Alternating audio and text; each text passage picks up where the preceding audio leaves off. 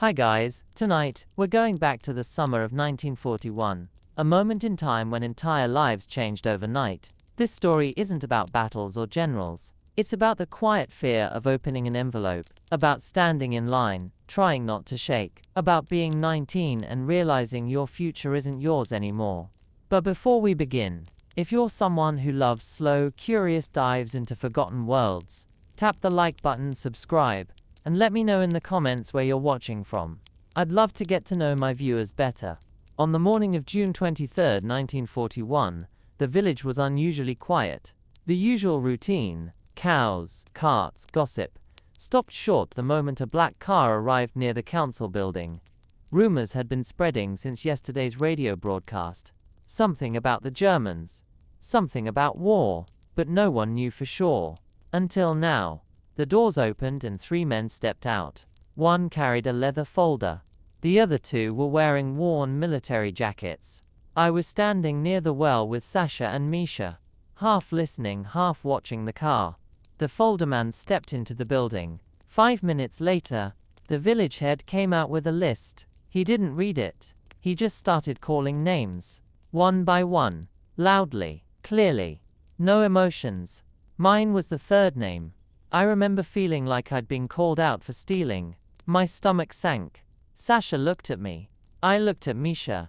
His name was next. The 3 of us, same age, born in the same year, same street. We'd spent our childhood building wooden tanks and throwing mud grenades. Now we were being told to pack. Not for a game. For a war. They gave us 1 hour. That's all. Take only essentials, they said. You'll be issued a uniform. Essentials? I didn't even know what that meant. My mother packed a loaf of black bread, a small icon wrapped in a scarf, and a pair of socks she'd been knitting since last winter. She didn't cry. Not then. Just kept folding and refolding that scarf. My father wasn't home. He'd gone to the nearby town for work. I wouldn't see him again until 3 years later. If ever. The village gathered around the truck. A flatbed with wooden panels. Dusty. Smelled like onions and oil. We climbed aboard like cattle. Awkward and confused. No one spoke. Even Misha. Always loud, stayed quiet. The road out of the village felt unfamiliar, though we'd walked it hundreds of times. Now every tree, every hill felt like goodbye. We didn't know where we were going. The driver didn't say. He just drove. Slow at first, then faster. As if distance would make things easier. I remember thinking, maybe this is a mistake. Maybe they'll turn around. Maybe someone will say, you can go home. But no one did. The truck kept going. Fields gave way to roads. Roads to towns. Somewhere along the way, I realized my hands wouldn't stop shaking. I tried to hide it. Didn't want the others to see. But Sasha noticed. He gave me half his bread without a word. That's the last time we shared anything. The truck carried us for hours, maybe a whole day. I'm not sure. Time began to stretch, blur, fold in on itself. The sun moved, the shadows changed, but inside me, everything stayed still. None of us spoke for the first few hours. The sound of the engine and the creak of wooden panels filled the silence. Once in a while, someone coughed or shifted on the hard planks. My back hurt. My neck ached. But I didn't complain. No one did. We were too busy pretending we weren't scared. Eventually the truck stopped. A guard in an old red army cap barked orders. Out! Line up! We stumbled out one by one, blinking at the sudden light. We were in a larger town now. I didn't know the name, but it smelled like coal smoke and dust. Brick buildings surrounded us, but they looked tired, cracked at the edges. A banner hung across the main square, bright red with white Cyrillic letters. I couldn't read all of it, but I caught the words Defend and Homeland. They led us to a long building with iron steps and peeling paint. Inside, it was hot, loud and chaotic. Dozens of men stood in line. Some older, some barely boys. Most looked like us. Farmhands, students, clerks, dragged from ordinary lives and dropped into something they didn't understand. The place reeked of sweat and metal. A doctor examined us one by one. Not for long. Just a quick glance, a few questions, a tap on the chest. Fit. Next. No one was rejected. At least not that I saw. When it was my turn, I stood straight, trying to look stronger than I felt. The doctor poked my ribs and nodded. Fit. That was it. Like a stamp. A label. Approved for war. We were given uniforms, if you could call them that. Rough wool, mismatched sizes, and boots that barely fit. Mine were too big. The sleeves hung past my wrists. But no one complained. We just nodded, dressed, and folded our old clothes into bundles. I kept the scarf my mother gave me, hidden in my pocket. They shaved our heads. The sound of clippers buzzing was oddly final. I looked at myself in a cracked mirror afterward. I barely recognized the boy staring back. He looked older, harder, like someone who'd already seen too much. But he hadn't seen anything yet. Afterward, we were herded into a wooden barrack on the edge of a field. Inside, there were rows of cots and the sharp smell of disinfectant. The floor creaked with every step. I chose a bunk near the window. Sasha took the one beside me. Misha was across the aisle. That night, we lay awake, staring at the ceiling. I thought about home. The way the wind rustled through birch trees, the sound of chickens in the morning, the soft clink of dishes when my mother washed up, all of it felt like another life. Around midnight, someone started crying, quietly, into their pillow. I didn't know who. No one said anything. We all just listened. No teasing. No shame, just silence. And the sound of one boy trying not to fall apart. Training began the next morning. At dawn, a whistle blew, and we stumbled out into the cold. Push-ups, running, shouting, crawling through mud, over and over. The sergeant, a thick man with a broken nose, barked orders without rest. Faster! Again! You call that shooting? Most of us had never held a rifle before. The first time I fired, the kickback almost knocked me over. My shoulder throbbed for days, but I didn't complain. You learned quickly, or you got hit. The sergeant had no patience for weakness. I once saw him punch a boy for dropping his rifle. The boy didn't cry. He just picked it up and tried again. We were learning to stop being boys. Not because we wanted to, but because we had to. War doesn't wait. By the end of the week, my hands were blistered, my knees bruised, and my sleep was filled with gunfire. But I could march, I could shoot, I could take orders. That's what they wanted, not thinking men, obedient ones. The days began to blend together. Wake up at dawn, stand in formation, run until your lungs burn, crawl until your elbows bleed, eat a thin soup with floating cabbage and a crust of black bread. Clean your rifle, drill again, sleep on a rough cot that smelled of old wool and fear, and repeat. Our sergeant, whose name we finally learned was Petrov, rarely smiled. He had served in Finland, they said, had a scar across his chin, and a limp he never explained. But he knew what he was doing. His voice was gravel, his eyes sharp. If you made a mistake, he was on you in seconds. Not because he hated us, but because he knew we didn't have time. War had already come, and soon, so would our turn. Still, he wasn't cruel. Not really. He never struck without cause. Once, during weapons inspection, Misha's hands were trembling. The rifle slipped from his grip and hit the floor with a loud crack. Everyone froze. We expected yelling, maybe worse. But Petrov just stared at him for a long moment, then quietly said, "Hold it like it's your brother." That was it. Nothing more. Misha never dropped it again. At night, we talked less. Training wore us out. Our conversations became whispers. Quiet memories. Someone would mention his dog, another the smell of his mother's cooking.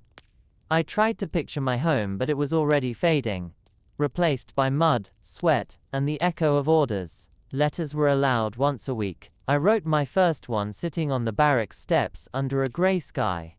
I didn't know what to say. I'm alive, I'm training, I miss you. That's all I wrote. I folded it into an envelope and handed it to the clerk. He barely glanced at it. Just added it to the pile. I don't know if it ever reached my mother. None of us ever knew.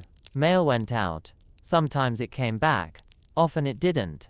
One morning we woke to a different sound. Trucks. Lots of them. Engines rumbling. Boots stomping. Voices shouting. Petrov entered the barracks with a clipboard. "Pack your things," he said. "You're moving." That was all. No explanation. Just that. We gathered what little we had. Rolled up our blankets. Stuffed our bread rations into pockets. Slung rifles over shoulders. Outside, the air was colder than before.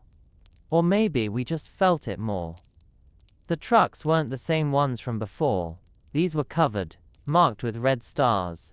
Drivers barked orders. We climbed in. This time, we weren't going to another training camp. We were headed to the front. The realization came slowly. No one said it out loud. But we knew. The looks on the officers' faces, the rushed loading, the way Petrov stood a little straighter, as if bracing for something. The truck bounced over ruts and potholes. Trees blurred past. Occasionally we saw signs. Burned villages, abandoned wagons, smoke on the horizon. Every few hours we'd pass another convoy. Some carried soldiers like us. Others, wounded. I saw one truck full of men with bandaged eyes, silent, their faces pale. Another with stretchers stacked like firewood. No one spoke. You didn't need to. The front was real, and it was close. That night, we stopped near a forest.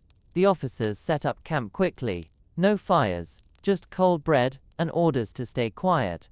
We lay under the trees, rifles at our sides, eyes searching the shadows. I remember hearing an owl and flinching. My nerves were stretched thin. Every twig snap sounded like gunfire. Petrov walked the line, whispering words we couldn't hear. Maybe checking if we were ready. Maybe checking if we were still boys. I couldn't sleep. I watched the stars between branches, counted them, wondered if someone at home was looking at the same sky. I thought of my sister's laugh, the way she used to braid flowers into my hair when we were small. It felt like someone else's life, distant, untouchable. Before dawn, Petrov returned. "You move at first light," he said. "Be ready." Then he was gone. I lay there, heartbeat loud in my ears, hand resting on cold metal. I didn't feel brave. I didn't feel ready. I felt 19. And afraid. At first light, we moved. Not in trucks this time, on foot. Single file through the forest, rifles slung over shoulders, boots crunching frost-covered grass. The cold bit at our faces, but no one complained. We were too focused, too tense. Petrov led the column, silent and alert. A few officers flanked the group, occasionally glancing into the trees. The path twisted through dense underbrush. Birds scattered at our approach. Somewhere in the distance a dog barked. Then silence again. Hours passed. The sun climbed, then hovered, then began its slow descent. We didn't stop.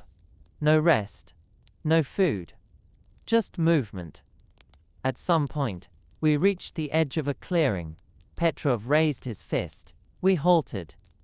On the other side, smoke curled into the sky. Low and black. A village. Or what remained of one. Burned houses. Broken fences. A scorched cart still smoldering. The air smelled of ash and something else. Something sharp and metallic. Blood. Petrov turned to us. "Stay sharp," he said. "Watch the ground." We advanced slowly, boots sinking into blackened soil. The silence was unnatural. No birds. No wind. Just the crackle of cooling embers. In the middle of the village square lay a bicycle. Small, rusted. A child's. Nearby, a doll with one arm torn off. I looked away. Misha didn't. His face went pale. "They didn't leave in peace," he muttered. And he was right. Behind one of the houses we found them. Civilians. A family, maybe. Faces frozen in fear, limbs twisted. Petrov cursed under his breath and motioned us away. We kept moving. Past ruined barns, overturned buckets, shattered windows. Everything screamed of haste, panic, violence. That was our first real taste of war. No enemy. No gunfire. Just aftermath. And it was enough.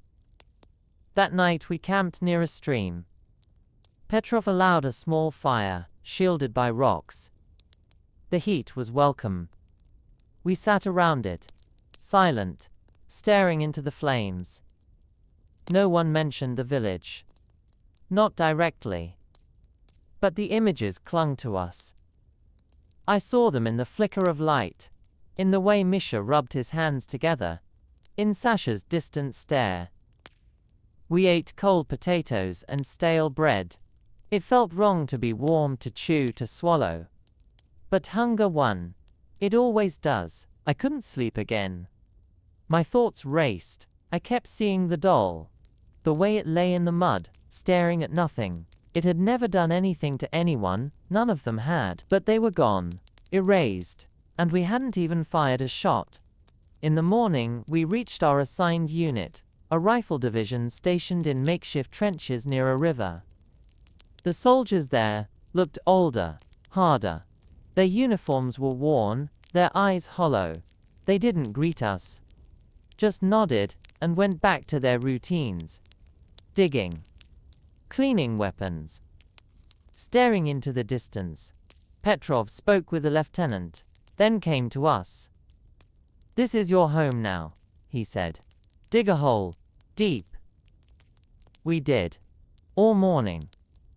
Shoveling cold earth, piling it into walls. By noon my hands were raw. Sasha's shovel broke. Misha found a bone in the soil. Human.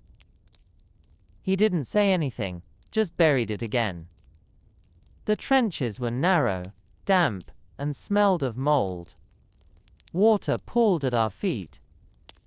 We laid wooden boards across the mud, tried to stay dry. It didn't work. At dusk, we heard the first rumble. Distant thunder. Except it wasn't thunder. Artillery. Far off but growing closer. We looked at each other. No one needed to explain. The war had arrived. That night, we were issued extra ammunition and grenades. The officer handed them out like candy. "Don't drop these," he said with a half smile. No one laughed. I sat in the trench, staring at the stars again, but they were harder to see now. Smoke hung in the air. The smell of oil and fear. Somewhere down the line, a soldier was praying. Another was singing softly. I gripped my rifle and tried to remember how to breathe. The wind picked up. Cold and sharp. It carried the sound of engines. Not close, not yet, but near enough. I tightened my scarf, pulled my coat tighter and waited. We all did. There was nothing else to do. The first attack came at dawn, just as the horizon began to pale. We were still half asleep, some of us wrapped in blankets, others huddled against the trench wall, trying to keep warm. Then, cracks in the sky.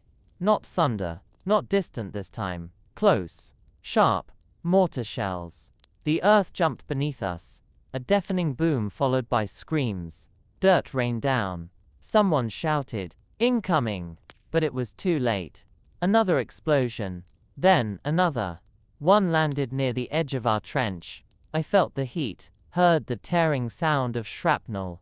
I dropped flat, heart hammering against the mud. Someone fell next to me. I didn't look, couldn't. All around, chaos erupted. Officers yelling, men scrambling to their posts, rifles snatched up with shaking hands. The shelling lasted maybe 5 minutes. Maybe 10. It felt like an hour. When it stopped, a terrible quiet followed. Then, rifle fire. Short bursts. Then longer. Petrov appeared like a shadow, shouting over the noise. "Positions! Return fire! Do not run!" We did what we were told. Training kicked in. I lifted my rifle, aimed at the tree line where the flashes came from, and squeezed the trigger. My first shot missed. I felt it. The second, I don't know. Somewhere down the line a machine gun roared to life. The noise shook my bones. Men shouted, cried, fired wildly. Smoke drifted across the trench, stinging eyes and throats. My fingers were numb. My shoulder ached from the recoil. But I kept firing. Reload, aim, fire, reload, again, again. And then it stopped, slowly, as if the sound itself had grown tired. Gunfire tapered off, shouts turned to whispers. And the smell, that awful mix of earth, sweat, metal and blood, settled over us like a blanket. We stayed alert for hours, unsure if it was over. Eventually, orders came down. Patrol, check the field. Misha volunteered. Sasha did too. I followed. We climbed out carefully, rifles ready. The air was thick, still. Crows circled overhead. The grass was trampled, muddy, scorched in places. We walked past craters and shattered trees. Bodies lay scattered. Ours and theirs. A few still groaned. Most didn't move. I tried not to look at faces, tried not to count, but I saw the boy, couldn't have been more than 16. His eyes open, staring past the sky. Blood soaked his collar. His hand clutched a letter. I looked away. One of our officers approached, a clipboard in hand. He began checking dog tags, writing names. I heard him say 3 that I knew. One was a boy from training who'd given me a piece of his bread once. He joked he was too thin to need it. I never thanked him properly. Back at the trench we sat in silence. No one spoke of what we'd seen. Petrov passed by, handed us each a cigarette. I didn't smoke, but I lit it anyway. The act gave my hands something to do. The rest of the day passed in repairs, reinforcing walls, restacking ammunition, cleaning weapons. Every movement was automatic, detached. That night I finally slept. Not from peace, from exhaustion. I dreamed of the bicycle in the burned village, of the boy with the letter, of my sister braiding flowers. And when I woke, my cheeks were wet. No one noticed. Or if they did, they didn't say anything. In war there are no tears, only dirt. And the next order. The next morning a new unit arrived. Reinforcements, they said. Fresh faces. Some looked even younger than us. One of them smiled at me. A real smile. Not forced. Not hollow. I didn't know what to do with it. He sat near me during the meal. Watery soup again. And asked if it was always like this. I said nothing. Just looked at my hands. They were trembling again. Petrov gathered us later. You did well, he said. His voice was low, calm.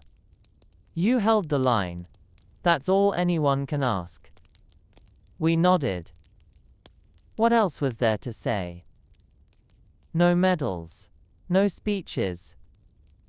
Just another cold night, another cigarette. Another memory added to the growing weight we carried. That evening, I wrote another letter. To my mother. I didn't write about the fighting. Just said I missed her cooking. That the nights were cold. That I still had the scarf. That was all. I folded it carefully, as if that might make the words reach her faster. The days that followed settled into a rhythm that felt both numb and terrifying. Mornings began with silence. No birds, no voices, only the cold whistle of wind weaving through tree branches above the trench. We'd wake stiff, covered in a thin film of frost, rub our hands together for warmth, and check our rifles like clockwork. Petrov made sure of that. Your rifle is your second spine, he used to say. If it breaks, so do you. We cleaned them obsessively, even if they hadn't been used. You never knew when the next attack would come. Sometimes it was daily, sometimes we had 3 days of quiet. But even the quiet was loud in its own way. Every shadow felt like a threat. Every gust of wind sounded like footsteps. We learned to sleep lightly, to eat quickly, to recognize artillery by sound alone. The whistle meant it was coming. The boom meant it had landed. One afternoon, during a rare lull, Sasha started carving something into the wooden trench wall. At first, we thought it was just graffiti. But when I looked closer, I saw it was a face. A child's face. Round cheeks, wide eyes, a hint of a smile. My sister, he said quietly, not looking up. She's 6. I didn't know what to say. So I nodded and sat beside him. We stared at the carving for a while. It made the trench feel less like a hole in the ground, and more like a place that remembered someone. That night, we received word. A forward scouting party had gone missing. 4 men. No signal, no return. Petrov assembled a team to look for them, and for reasons I didn't understand at the time, he picked me, Sasha, and Misha. You 3 move well, he said. You watch each other. We left just before dusk. The forest was thick, the path narrow, our breath steamed in the cold. I kept my eyes on Misha's back, his coat swaying with every step. We walked in silence, stopping every few minutes to listen. Twigs snapped somewhere to our left. A rabbit darted out, and I nearly fired. Misha placed a hand on my arm. Easy, he whispered. Not everything is trying to kill you.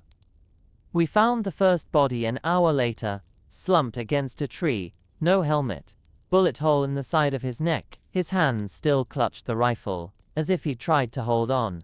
Sasha covered his face with a scarf. At least he didn't run, he said. A strange thing to say, but I understood. Running meant fear. Dying in place meant something else. Bravery, maybe. Or acceptance. We found the second man near a stream, face down in shallow water. Misha checked for a pulse, though it was obvious. His lips were blue. The last 2 were never found. We searched until moonrise, then returned, weary and silent.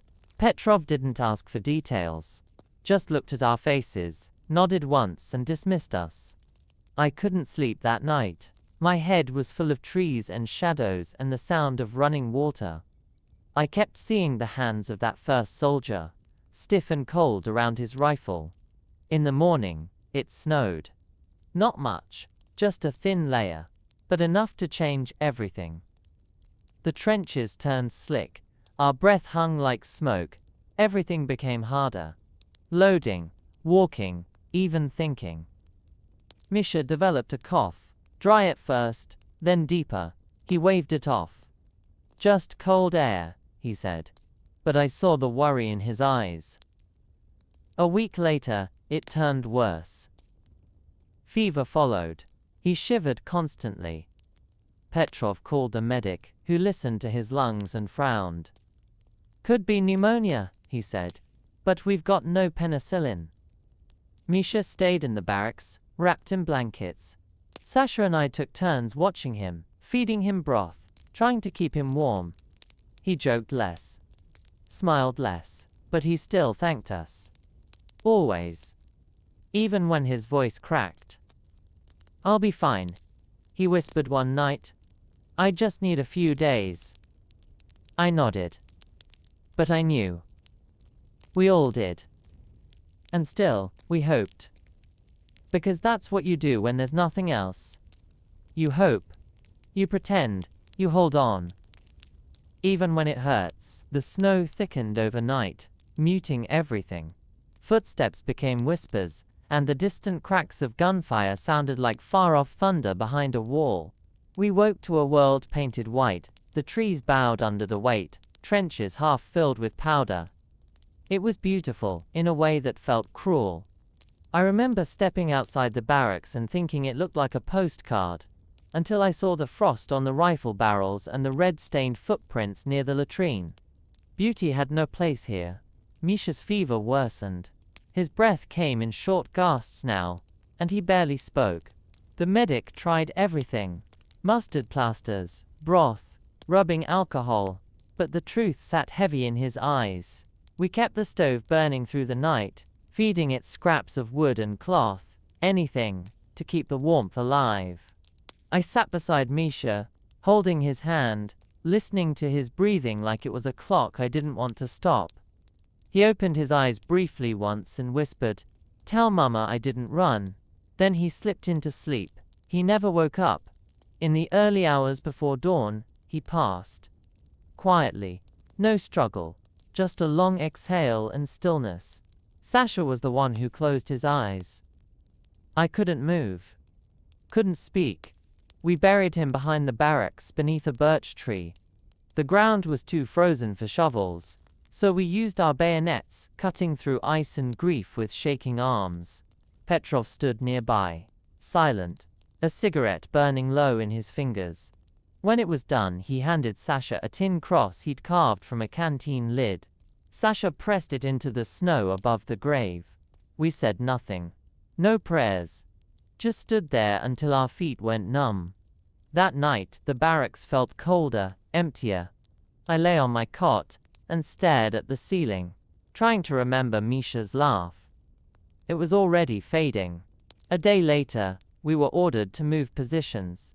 The front had shifted again, and our unit was needed further east. We packed quickly. Blankets, ammunition, what little food we had. I folded Misha's scarf into my coat pocket. Didn't tell anyone. It just felt right. The march lasted 3 days. Through forest, across frozen rivers, past abandoned farms. We slept in barns, in ditches, once in a burned-out schoolhouse. The chalkboards still had equations on them. A piece of broken chalk lay near my boot. I wanted to pick it up, but didn't. Some things were better left untouched. On the 4th day, we reached a small village being used as a supply point. The roofs sagged under snow, windows boarded. Civilians lingered near the edge, mostly women and old men. Thin, wary. A little girl peeked out from behind a fence and stared at me. I nodded. She didn't nod back. That night, we were assigned to guard duty near the train tracks. Supply trains came through once a day, sometimes twice. Our job was to watch for sabotage. I stood with Sasha behind a half-collapsed shed, our coats pulled tight, rifles ready. The cold cut through everything. My fingers stung, even through gloves. "Remember when we skipped school to swim in the river?" Sasha whispered. I nodded. "I told my mother we were fishing," I said. "She didn't believe me," he chuckled. "Mine did. I even brought home a wet boot as proof." We fell silent again, lost in the memory. It felt like a lifetime ago. The train came just before midnight, a slow rumble, then a screech as it crawled to a halt. Soldiers leapt out, unloading crates. I watched them, faces hidden by scarves, hands moving quickly. One dropped a box and cursed. A younger one laughed. I don't know why, but that laugh made something twist in my chest. The world kept turning. Even here. Even now. After the train left, we returned to our shelter. Petrov was already there, writing in a small notebook. He looked up, nodded, said nothing. In the army, silence meant approval. Or at least not failure. That was enough. I lay down on the floorboards, using my coat as a pillow. Sleep came in waves, thin and restless. My dreams were a jumble. Snow, trains, Misha's eyes. When I woke, Sasha was already outside, watching the sky. It had begun to snow again. And somewhere, far off, we heard the first distant booms of artillery. The booms grew louder by the hour. Not random now, rhythmic, steady, methodical. Somewhere out there, another line was breaking. Another village crumbling under shells. We didn't need orders to know what it meant. Something was coming. Petrov gathered us just before dusk. His face was drawn, voice lower than usual. We move at first light. Front line. Hold the road. No fallback. No one asked questions. Not because we weren't afraid, because we already knew. Fear was part of us now, a second skin. We spent that night preparing, cleaning weapons, checking grenades, wrapping extra cloth around our boots. I rubbed oil into the metal of my rifle, hands trembling slightly.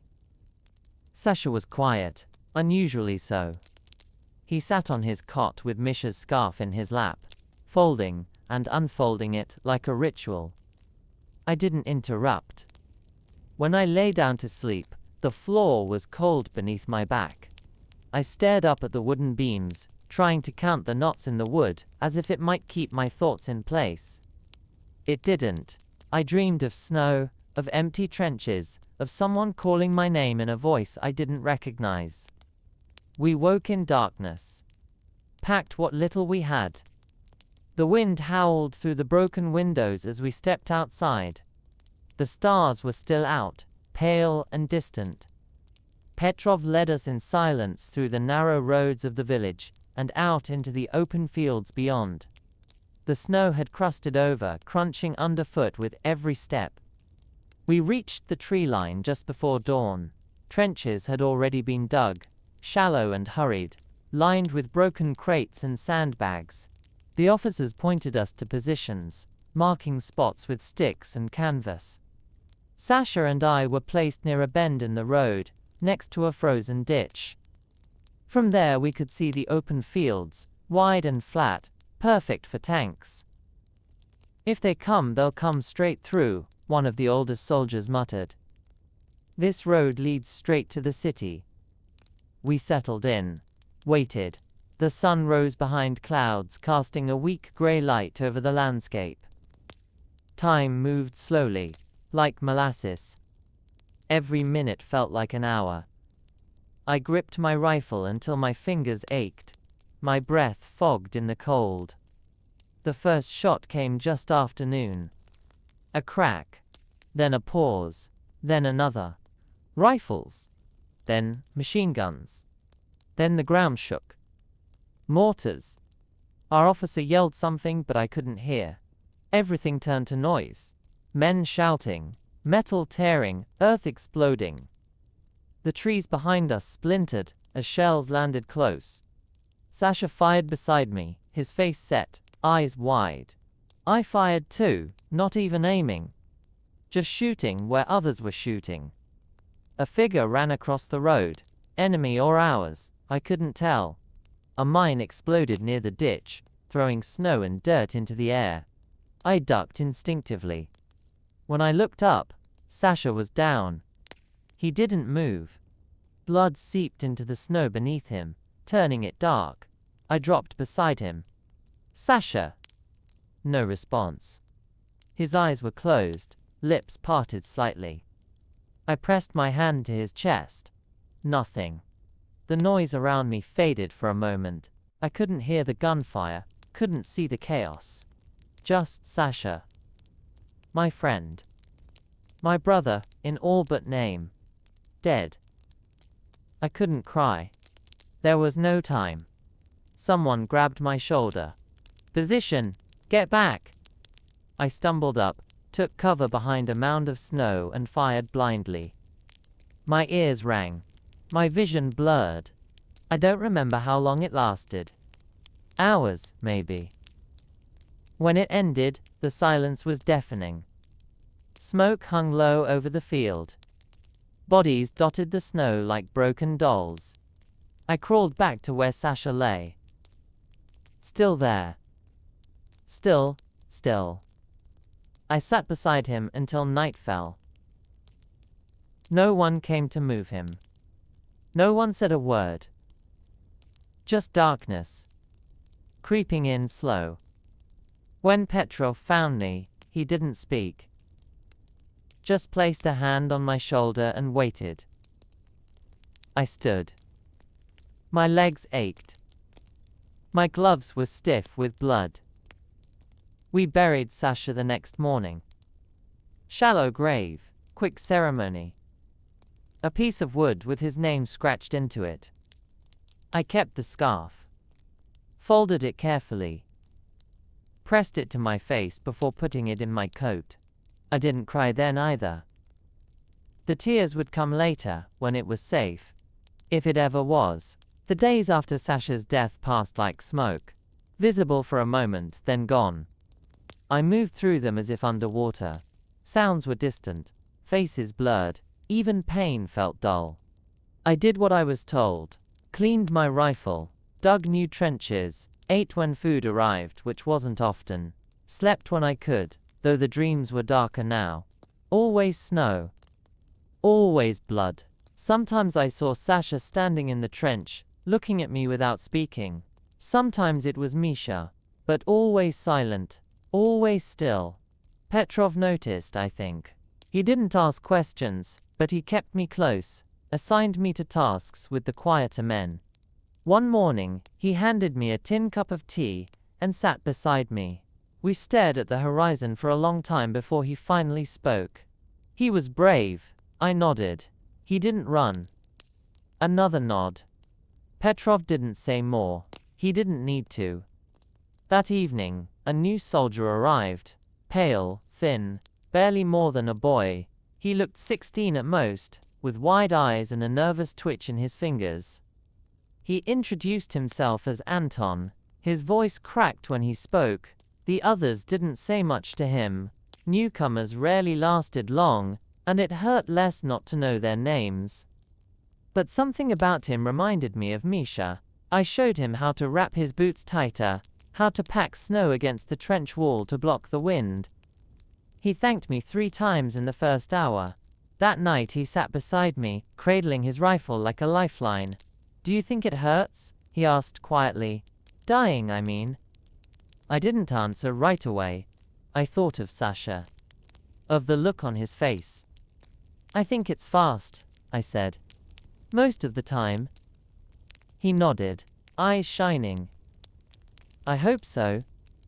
The next morning, the officer read a list of names. Patrol duty. Mine was there, so was Anton's. We were paired together, assigned to scout a ruined village a few kilometers south. There had been movement, they said. Maybe enemy scouts. Maybe deserters. Maybe ghosts. We left just after sunrise, rifles slung, coats pulled tight. The snow had frozen into a crust, making every step crunch. The village came into view around noon. What remained of it? Roofs collapsed. Walls burned. A well stood in the center, half buried. I raised my hand, motioning Anton to stay low. We moved slowly, checking corners, stepping over debris. No movement. No sound. Just silence and cold. In one house we found a broken table and a child's shoe. In another, a half-eaten loaf of bread frozen to the floor. We found no people. Living or dead. Just evidence of absence. "Maybe they fled," Anton whispered. I nodded. "Or maybe not." We left a marker for the next unit, and began the walk back. The sun had begun to fall behind the trees, casting long shadows across the snow. We didn't speak. Words felt too heavy. Halfway back, we heard it. A low growl, like a wounded animal. We froze. A moment later, the growl turned into a cough. Then a voice. "Help!" It came from the side of the road, near a thicket. We approached slowly, rifles ready. Behind the brush, we found him. A man in tattered uniform, half buried in snow. One leg was twisted unnaturally. His face was pale, lips cracked. Blood stained his coat. Not one of ours. German. He looked at us without fear, only exhaustion. I raised my rifle.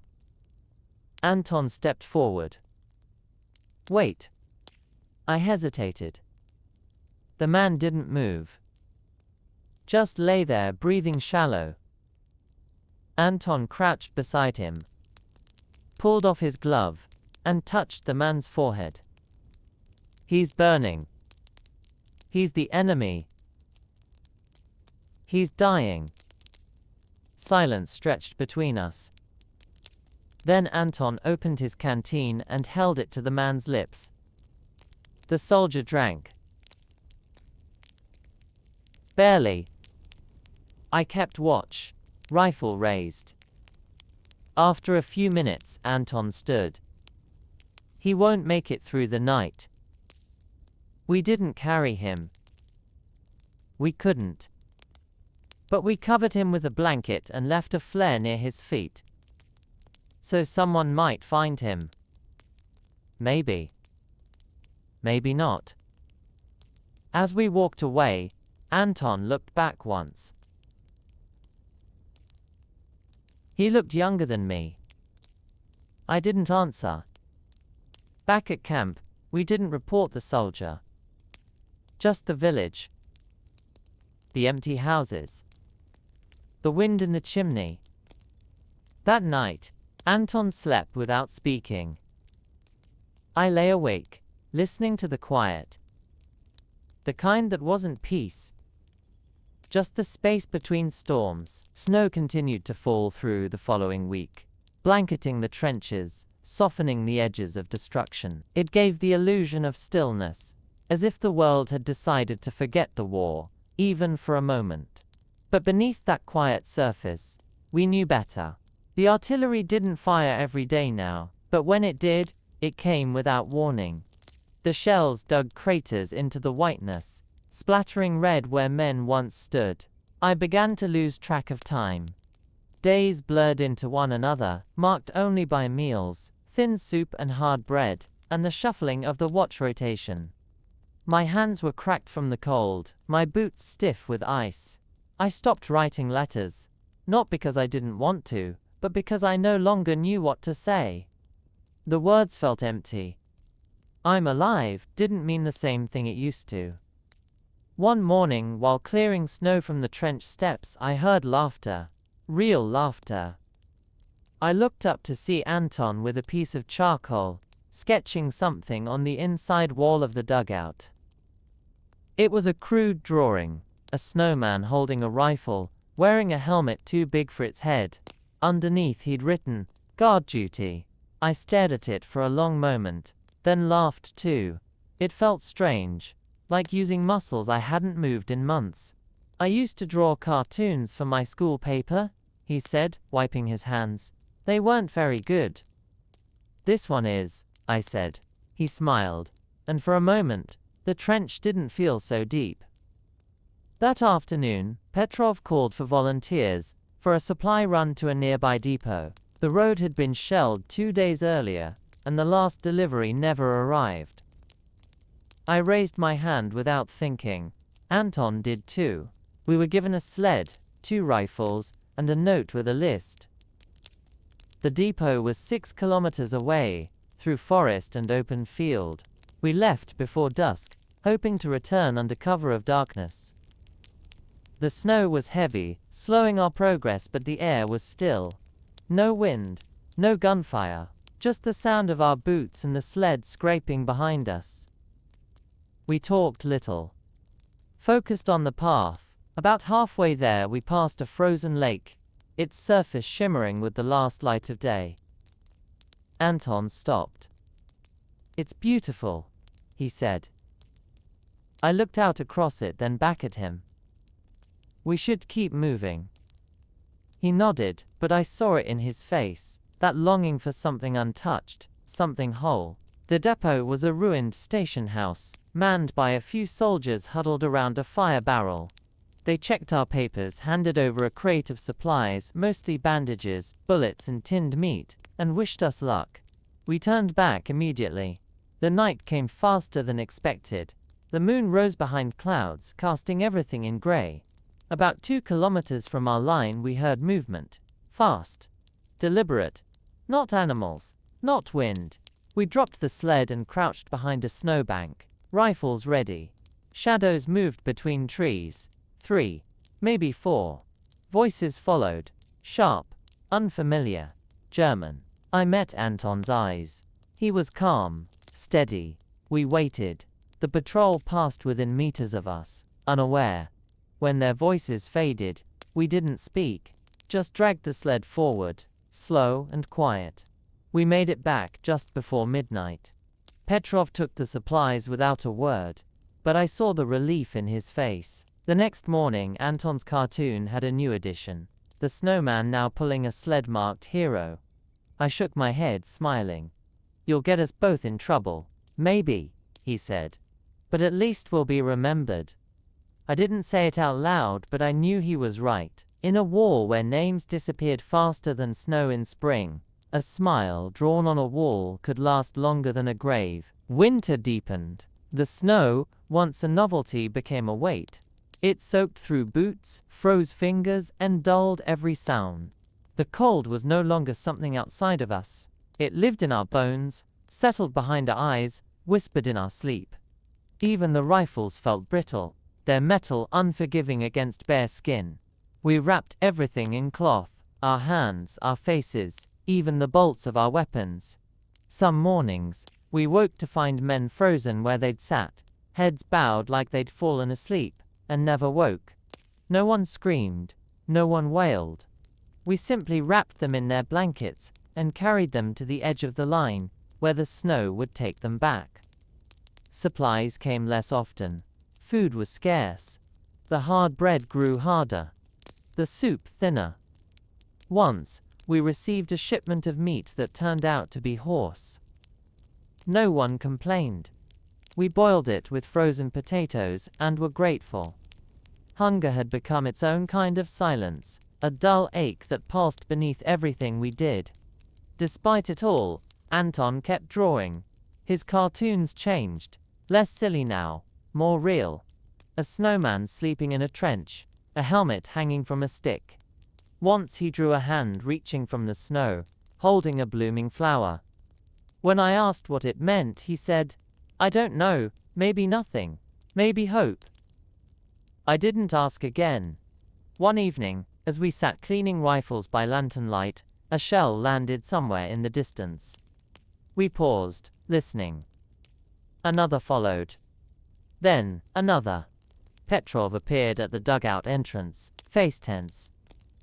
"Be ready, they're testing us." We moved into position, rifles loaded, bayonets fixed, eyes on the horizon. The shelling didn't last long, just enough to make us feel like the ground might open beneath us. Then silence again. And waiting. Always waiting. Days passed like that. False alarms, bursts of noise, then long stretches of nothing. It wore on us more than battle ever could. The not knowing. The endless edge of tension. One morning, Anton didn't get up. I found him curled under his coat, face pale. His hands shook. "Stomach," he whispered. "It started last night." I called for the medic, who frowned and pressed on Anton's side. "Could be typhus," he said. "Maybe just spoiled meat. We'll watch him."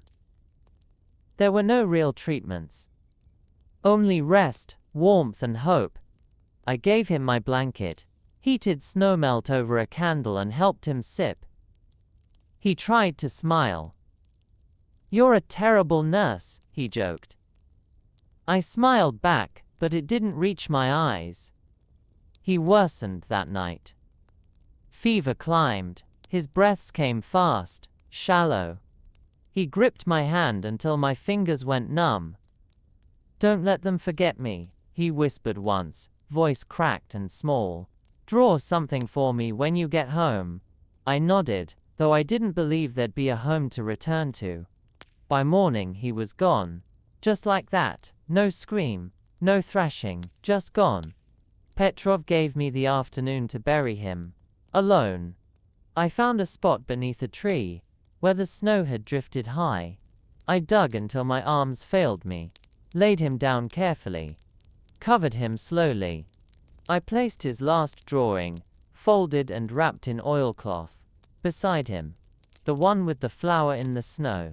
Then I sat there until the cold told me to move. When I returned to camp, no one asked. They didn't need to. I took my position at the line like always, rifle ready, boots wet, eyes forward.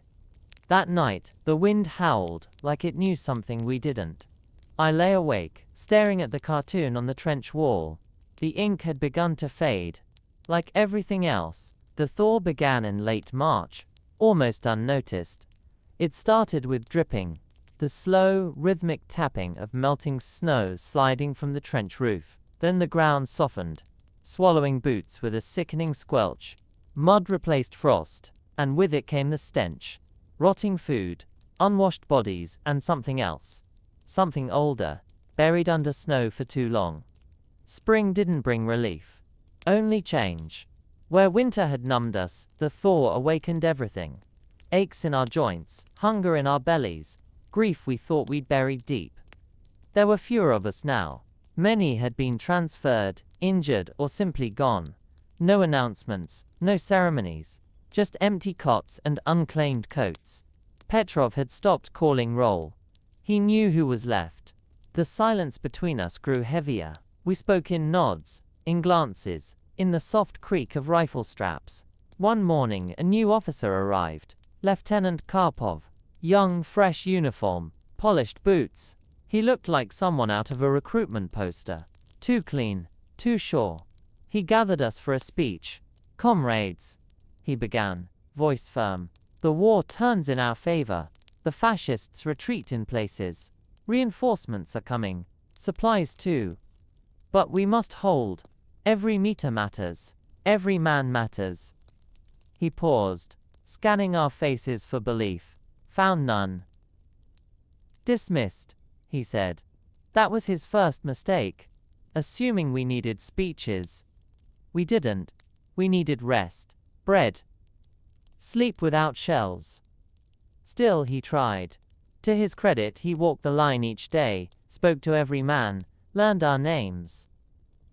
When he asked mine, I told him. "And what's your job here?" he asked. "Survive," I answered. He didn't smile, just nodded. That afternoon, we were assigned to dig new defensive positions near the tree line. The mud made everything harder. Shovels stuck.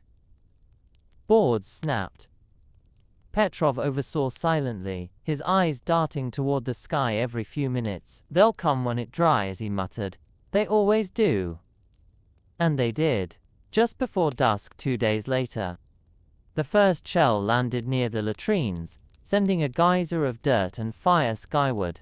We dropped instinctively, covering heads, gripping rifles. The second hit closer. Too close. I tasted blood in my mouth, realized I'd bitten my tongue. Screams followed. Commands. More shells. Then the rattle of machine guns. Shadows moved through the trees. German troops, advancing under cover of smoke. Petrov barked orders. Karpov tried to rally us, but his voice was lost in the chaos. I fired until my shoulder burned, reloaded, until my fingers bled. Beside me, a man I didn't know fell backward, eyes open to nothing. We held. Somehow. Through the night. Through the noise. By morning they retreated, left us battered, soaked, trembling. Bodies lay everywhere. The mud drank them greedily. Karpov limped past, his face pale, uniform torn. He knelt beside a soldier, missing half his leg, and held his hand until he died. Afterward, he threw up behind the bunker. Petrov said nothing, just handed him a canteen. That night we counted what was left. 18 men from our section. Out of 37. I cleaned my rifle in silence. The metal was hot, warped, still usable, still mine. Karpov approached me, crouched beside the fire barrel. "You fought well," he said. I didn't answer. He looked at my hands, raw and cracked. "You need gloves." "I had gloves," I said. "They're buried with Anton." He didn't ask who Anton was. Didn't offer pity. Just nodded, stood, and walked away. The fire crackled softly. I closed my eyes and tried to remember the sound of Anton's laugh. But it was fading. Like everything else, mud changed everything. It slowed movement, swallowed boots, made even the simplest task feel like punishment. Rifles clogged with it. Wheels stuck. Stretchers sank. We cursed it under our breath, but never out loud. Complaining didn't help. Nothing did. We just moved slower, worked harder, learned to fall carefully. Injuries came now not just from bullets but from the land itself. A twisted ankle stepping into a hidden hole. A broken wrist from slipping off a frozen board. Infections that turned toes black. The medical tent smelled of alcohol, rot, and wet wool. I tried to avoid it. Most did. If you walked in, you didn't always walk out. Petrov insisted we keep digging. "Mud is no excuse," he said. "The enemy's bullets don't care." He was right. The shelling returned in irregular patterns. Sometimes just one or two in the early hours, enough to steal sleep. Other times, a full barrage, lasting an hour, leaving behind only silence and smoke. We grew used to it. Learned to read the sky, to listen to the direction of the wind, to tell from the pitch of the whistle how close it would land. One afternoon, while reinforcing a dugout wall, I found a locket buried in the mud. Inside was a photo. Faded, water damaged, but still clear enough. A woman holding a child. Smiling. I showed it to no one. Just wiped it off, closed it, and placed it in my coat pocket. It felt like a secret. A reminder that someone, somewhere, once lived a life with gentle hands and warm mornings. I held it that night when I couldn't sleep, tracing the edges with my thumb. It didn't make me feel better, just human. Karpov changed too. The fresh uniform darkened with grime, boots scuffed, voice hoarse. He spoke less, listened more. Men began to trust him. Not because he was brave, though he was, but because he didn't pretend to be anything else. He carried wounded himself, shared his rations. Once I saw him give his coat to a younger soldier with a fever. "I'm from Siberia," he said with a shrug. "This is spring where I come from." The soldier smiled through cracked lips. We laughed, briefly. Laughter didn't last here, but when it came, it lit up the trench like a match in a cave. One morning, Karpov found a dog sniffing near the supply shed. A mutt, brown and thin, ribs like fence slats. He called to it. It ran. Next day it came back, then again. Eventually, it stayed. We named it Mokry, wet, because it always looked like it had just climbed out of a river. Mokry slept near the fire barrel, curled between boots and rifles. He followed us on patrols, sat beside the watchman, barked when something moved in the trees. Once, during a night shift, he growled before we heard footsteps. The sentry fired a warning shot. The sound that followed wasn't human. Wolves, maybe worse, but they didn't come close after that. Mokry saved lives that night. Karpov fashioned a collar out of a strap and carved his name into it. We all touched it once, like a charm, something to believe in. The war felt distant for a few days after that. Still there, still real, but muffled. We knew better than to trust peace. It never lasted. And it didn't now. A week later, new orders arrived. We were to push forward, not just defend, advance, clear out a stretch of woods occupied by a German unit. The ground was still soaked, the paths barely usable. But orders were orders. We prepared in silence, checked ammunition, cleaned blades, said little. Karpov read the map with Petrov, tracing lines with a gloved finger. "We'll move at first light," he said. Fast and quiet.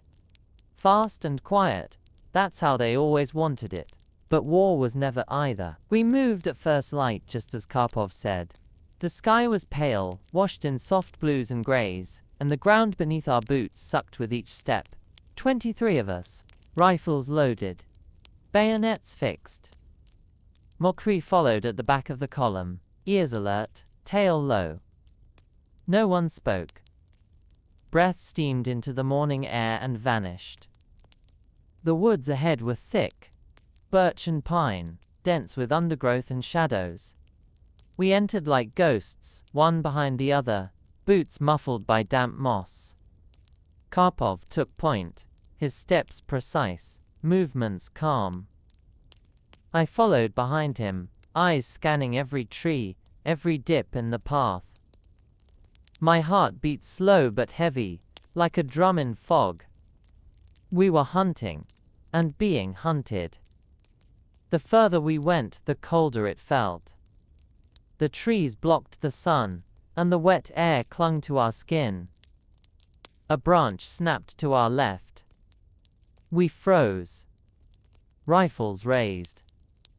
Nothing. Just a bird flapping through the canopy, startled by its own wings. We moved again.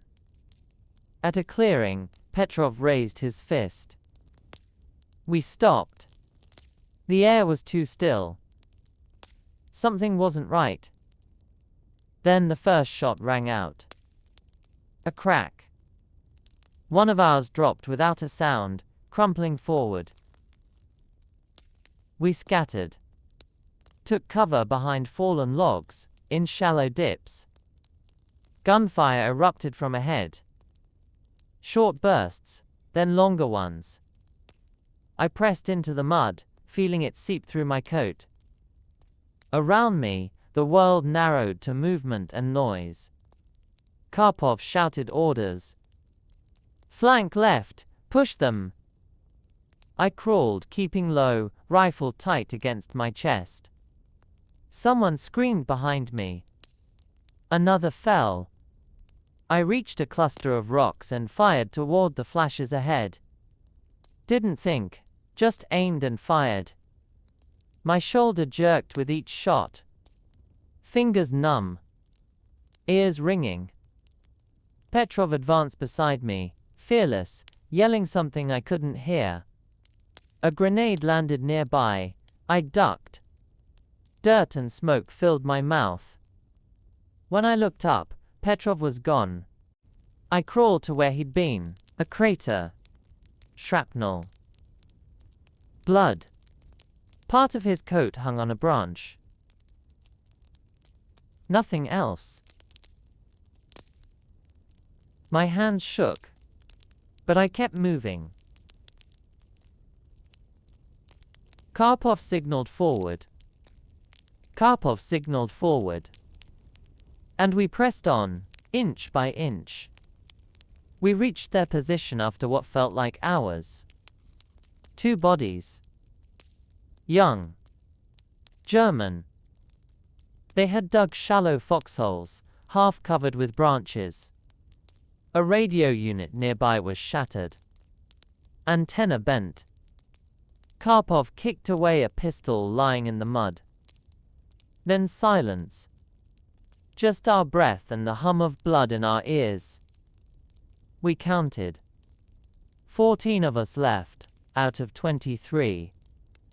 We gathered the wounded, 3 in all, and carried them back using makeshift stretchers. The walk back was slower. No one spoke. Mokri led the way, tail low, ears flat. Back at camp, the medic worked fast. 1 man lost his leg. Another was unconscious. The 3rd died before sunset. Karpov stood beside the fire barrel, helmet off, staring at the ground. I walked up, mud still caked on my knees. Petrov? I asked. He didn't look at me, just shook his head. That night, no one lit lanterns. We sat in the dim glow of fading embers, eating silently from cracked tin bowls. Mokri rested at my feet, chin on his paws, eyes half closed. The wind rustled through the trench like a whisper, like a voice just beyond hearing. I lay in my cot, coat still damp, and watched the shadows flicker on the dugout ceiling. I tried to remember Petrov's voice, his laugh, even his anger. But the details slipped away, replaced by smoke and noise. In the morning, I found a note folded under my canteen. Karpov's handwriting. You fought well, so did he. We move again in 2 days. Rest while you can. I burned the note after reading it. Not out of anger. Just so it wouldn't get lost, so it would go somewhere final. Like Petrov, the 2 days of rest weren't restful. We spent them repairing the trench walls with broken boards and ice-hardened mud, drying our socks near the fire barrel, and trying not to meet each other's eyes for too long. Every glance was a memory of someone no longer there. I found myself counting cots. How many were still used? How many had been stripped? The number was smaller than I expected. Mokri stuck close to me now. At night he curled up against my legs, a silent warmth. I began talking to him when no one else was around. Not full conversations, just fragments. Things I didn't want to say out loud to anyone with a rifle. He shouldn't have gone first, I whispered one night. I should have taken point. Mokri only shifted, let out a low breath, and went back to sleep. Karpov stayed busy. He didn't rest, didn't sit, just moved from post to post, checking maps, inventories, watch rotations. He barely ate. Once, I saw him leaning against the dugout wall, his hands shaking. When he noticed me watching, he straightened and walked away without a word. Grief wore different uniforms. On the second evening, just before dark, a wagon arrived, drawn by 2 exhausted horses, and escorted by 3 Red Army soldiers from another unit. The wagon carried ammunition, bandages, 2 crates of tinned meat, and 1 small wooden box. Karpov opened it carefully. Inside, letters. Dozens of them. Some yellowed, some wet. Some unopened for weeks. Mail. From families. From wives. From home.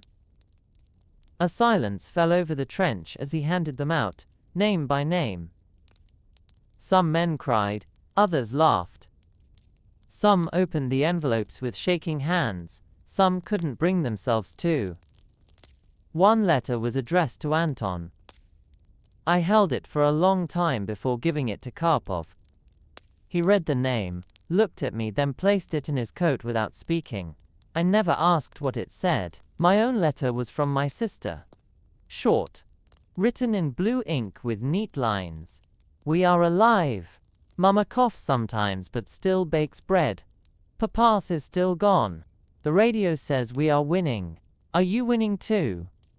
I folded it 3 times and placed it in my chest pocket. I didn't know what to write back. That night, I dreamed of our kitchen. Warm, small, filled with the smell of rye and cabbage. I saw my mother's hands, kneading dough, my sister braiding her hair. I woke with tears on my cheeks. It was the first time I had cried since Misha. The next morning, we prepared to move again. Karpov gathered us near the fire barrel, now surrounded by slush and blackened snow. We have orders, he said. We're advancing east, toward the river. Enemy positions there are unstable. Our job is to cut through, and hold, until reinforcements arrive. We move in squads. Quiet, quick, precise. No one asked questions. We just packed. My rifle was clean, my boots dry, for now. I carried 2 grenades, wrapped in cloth to keep the pins from freezing. Before we left, I tucked my sister's letter inside the lining of my coat, just in case. We marched at dawn. Mokri followed, tail swaying, never straying far. The trees thinned as we moved toward the river, revealing stretches of open ground, broken fences, abandoned huts. The snow had melted into deep puddles that reflected the gray sky like shattered mirrors. We took cover in a barn just past noon. The roof half collapsed, the floor littered with straw and broken crates. We waited there until nightfall. Rain began around dusk, a cold, thin drizzle that turned everything slick. "Good," Karpov said. "It'll muffle our steps." And it did. We advanced under cover of darkness, boots squelching, breath shallow. Ahead, the river gleamed faintly between trees. Beyond it, flashes of light, gunfire, smoke. We were close now. Too close to turn back. Too far to remember what peace ever felt like. The river was wider than we expected, and faster. The recent thaw had swollen its banks, turned the muddy edges into sucking pits that pulled at boots and splashed up our sleeves. We crouched among reeds, watching the opposite side. Flares went up now and then. Brief flashes of white light revealing dark silhouettes, low bunkers, a smudge of barbed wire. German positions. A small camp. Sandbags. A lookout tower. No movement beyond that, but we knew they were there. Waiting. Karpov studied the banks through binoculars. "We cross here," he said. "There's cover from the trees, and the current splits at the bend. Shallower.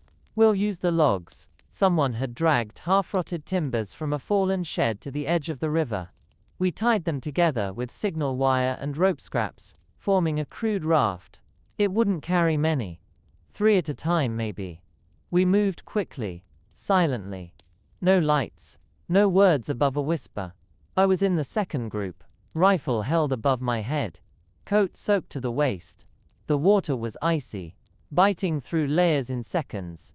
I gritted my teeth, tried not to shiver. Every sound felt like an explosion. Water slapping wood, breath rasping in throats, a boot scraping against bark. But no shots came. Not yet. We made it across, hid in a patch of brush, waited for the next group, then the third. All made it. Karpov was last. As he stepped off the raft he slipped, boots sliding on wet mud. He caught himself barely, and cursed under his breath. I helped him up. "Careful, Lieutenant," I whispered. "No medals for drowning." He smirked. "Wouldn't want to disappoint." We formed a line, spread out, moved toward the trees. The plan was simple. Approach from the south, breach the fence, neutralize the outpost. Fast and quiet. Then hold until sunrise, when the main unit would follow. Simple plans rarely stay that way. 50 meters from the wire, Mokri growled. "Low. Warning." We froze. Then a whistle. Sharp, shrill. Not ours. Then gunfire. Not a lot, but enough. Bullets snapped past our heads. Someone cried out. We hit the ground. Return fire. Rifles cracked. Grenades thrown. Smoke thickened. Shapes ran across the dark, hard to tell who was who. I crawled forward, flanking left, and reached the wire. Used my bayonet to cut it. Hands bleeding. Adrenaline surged. Someone shouted behind me. I didn't turn. I went through the fence. A bunker loomed ahead. 2 figures outside. I raised my rifle, fired. One dropped. The other ran. I followed. We reached the edge of the camp. More shouting. More shots. Then silence again. I found cover behind a cart. Waited. Karpov appeared beside me minutes later, panting. "Half are in," he said. "Others still crossing. We've got to hold this." We dug in.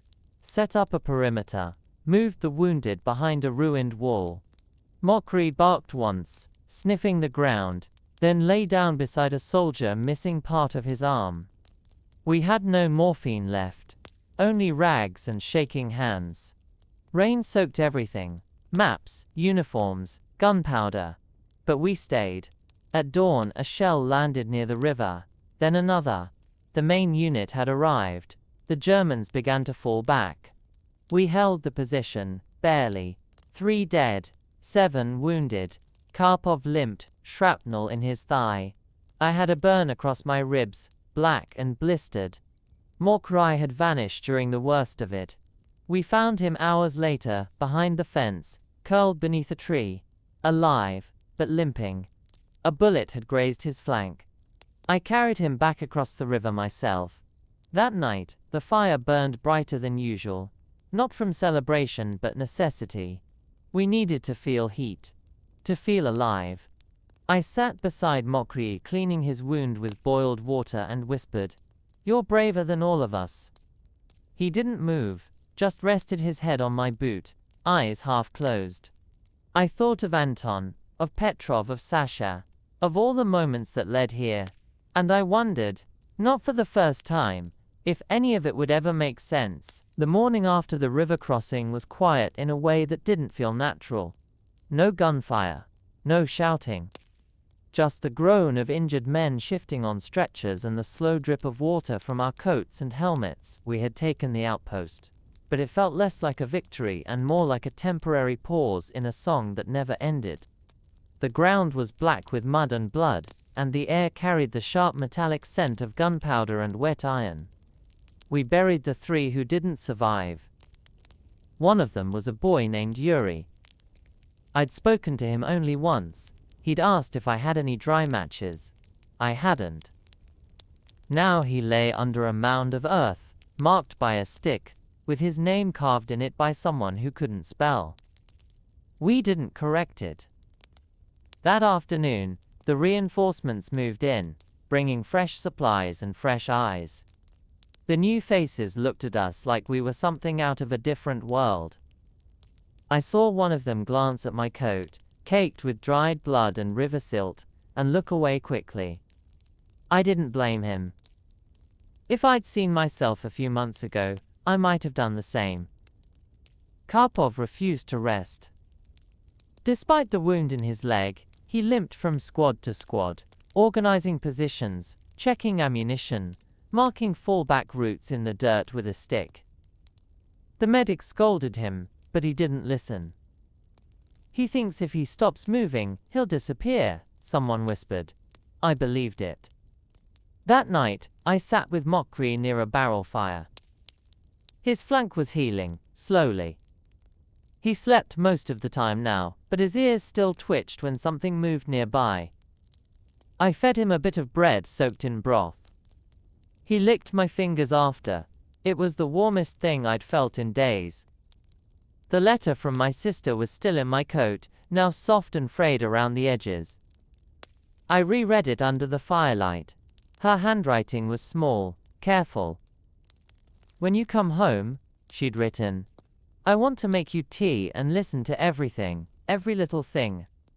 I didn't know how to tell her there might not be a home left to return to, or that some things were too heavy to carry back. The next day, orders changed. We were to hold the riverbank at all costs. Scouts reported German units regrouping to the east. They might counterattack, they might not. But we had to be ready. We built firing lines, repositioned sandbags, checked range markers. No one spoke of retreat. The word was poison. Karpov assigned me to the northern flank, with 4 others. A narrow trail led through the trees there, perfect for a surprise approach. We took shifts, 2 at a time, always watching. The forest was alive with sounds, birds, dripping branches, the creak of shifting roots. After months of winter silence, it was strange to hear life again. It made us nervous. On the 3rd night, something moved. Not birds, not wind, footsteps. Slow, deliberate. I raised my rifle. Beside me, a boy named Lev gripped his like it was the last solid thing in the world. Shadows shifted between trees. I aimed, finger on the trigger, then stopped. A figure stepped into the open, hands raised. Not German, a girl, maybe 16, dirty coat, hollowed cheeks. She held nothing, just stood there, trembling. Behind her, another figure emerged. An old man, leaning on a stick. Civilians. Lost. Starving. We didn't lower our weapons. Couldn't. Lev looked at me, unsure. "They might be scouts," he whispered. I nodded slowly. "Maybe." I stepped forward, rifle still up. "Russian?" I asked. The girl nodded. "Yes." Her voice cracked. We ran. From the village. They burned it. The old man coughed violently. I lowered my weapon. Come, I said, quietly. We led them back to camp. The medics gave them water, a blanket, a corner near the fire. That night, the girl slept curled against the dog. Mokri didn't move, just rested his head on her leg, like he'd always known her. For the first time in weeks, I felt something shift inside me. Not joy. Not peace. Just the smallest crack in the numbness. Enough to let something through. The girl's name was Anya. The old man she called Dedushka, grandfather, though they weren't related. They'd met while fleeing a village west of the river that had been shelled for 3 days straight. Everyone who could walk ran into the forests. Those who couldn't were left behind. That's all she said. No details, no tears. Just the flat voice of someone who had seen too much and learned not to speak about it. The medics gave her a coat, 2 sizes too big, and boots with mismatched laces. The old man mostly slept, waking only to cough or sip water. Karpov let them stay. No protest. No speech. Just a nod. They'll help watch the line, he said to the officers, though everyone knew neither of them could shoot. But no one objected. In war, kindness didn't need permission. I saw her often, usually near Mokriai. She fed him scraps, brushed mud from his fur, with a broken comb she kept in her pocket. He followed her everywhere. At first I felt a strange sting of jealousy, then understood it wasn't about loyalty. It was warmth, the kind that had become rare. One evening she sat beside me as I cleaned my rifle. She didn't speak at first, just watched. Then finally, "You look tired." "Everyone looks tired." "No, you look like someone who doesn't want to sleep." I paused, staring at the bolt in my hands. "Sometimes sleep is worse than waking." She nodded like she understood. Maybe she did. After that we spoke often. Brief moments during meal breaks, guard changes, or beside the fire. Her voice was soft, but her eyes held sharpness. Like someone who saw everything and judged nothing. I told her about my sister. She told me about her dog, who'd run away during a bombing raid and never returned. He was afraid of thunder, she said. He probably thought the sky was angry at him. I almost smiled. Almost. The days passed. The counterattack we'd been warned about never came. Scouts said the Germans had shifted focus elsewhere. We remained where we were, forgotten by the larger gears of war but still expected to function. Each day we dug, patrolled, repaired, waited. One morning we woke to birdsong, loud, clear. It startled everyone. It had been so long since anything natural dared raise its voice.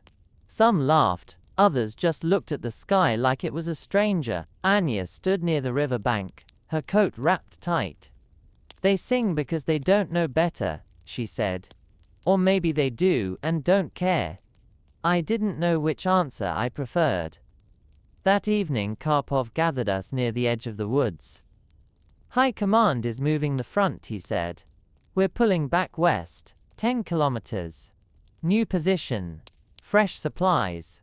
We leave at first light." Some cheered quietly. Others were skeptical. Withdrawal often meant weakness, and weakness invited pursuit. But the order stood. We packed quickly. What little we had fit in our packs. Spare socks, ammunition, a blanket, a photo if you were lucky. I wrapped my sister's letter in cloth and tucked it deep into my coat. We burned anything we couldn't carry. Maps. Broken crates. Old boots. No evidence. No trace. At dawn we moved. 31 of us, including the girl and the old man. He was too weak to walk, so we built a sled from a door and rope. 4 of us took turns pulling it. Mokri trotted alongside, tail wagging slightly, nose to the wind. The road west was thick with mud and stories. Other units passed us, some in trucks, others on foot, a few on horseback. No one saluted, no one smiled. But they nodded. That was enough. That night, we camped in the ruins of a church. Only 3 walls remained. The roof had collapsed, leaving beams like broken ribs against the sky. Someone lit candles on the old altar. Not for prayer, just for light. Anya sat beside one of the candles, reading a scrap of newspaper like it was a novel. The old man slept beside her, breathing slow, chest rising and falling like a lullaby. I lay on a pile of straw and watched the shadows flicker. I didn't feel fear. Not anymore. Just an ache. A quiet, persistent ache for something I couldn't name. In the early morning before the sun rose, the old man died. Quietly. No sound, no struggle. Just a long breath that didn't return. When Anya noticed, she didn't cry. She sat beside him for nearly an hour, hands folded in her lap, staring at his chest as if waiting for it to rise again. It never did. When I approached, she looked up at me and said, "He was ready. He told me last night." I didn't ask what he said. I helped her cover his body with a blanket, and carried it behind the church where the earth was soft. We didn't dig deep, just enough. Karpov stood nearby, silent. Mokriai lay at the edge of the clearing, head on his paws, watching. When it was done, Anya placed a flat stone on the mound. No cross. No name. Just a stone. She didn't speak for the rest of the day. The march resumed. 10 kilometers west through hills and forest, past the skeletons of barns and half-flooded fields. We moved slowly. The mud was thick and deep in places, swallowing our boots, sucking at our strength. Still, we pushed forward. The new position was near a crossroads, an old village half-burned, with a grain silo still standing, and a few stone houses missing their roofs. We made camp near a well. It still gave water, though the bucket rope was frayed and smelled of mildew. We set up defensive positions around the perimeter, stacked sandbags, dug fresh firing lines. The work was exhausting, but familiar. Something about digging into the earth made everything else fade. Hands in soil, shovel in rhythm. A kind of temporary peace. That night, I sat with Karpov near the fire. He'd shaved for the first time in weeks, and a cut ran along his chin where the blade had slipped. "It doesn't grow like it used to," he muttered. "Maybe the war scared it off." I chuckled. He looked at me, serious. "You're still alive, you know that, right?" "For now."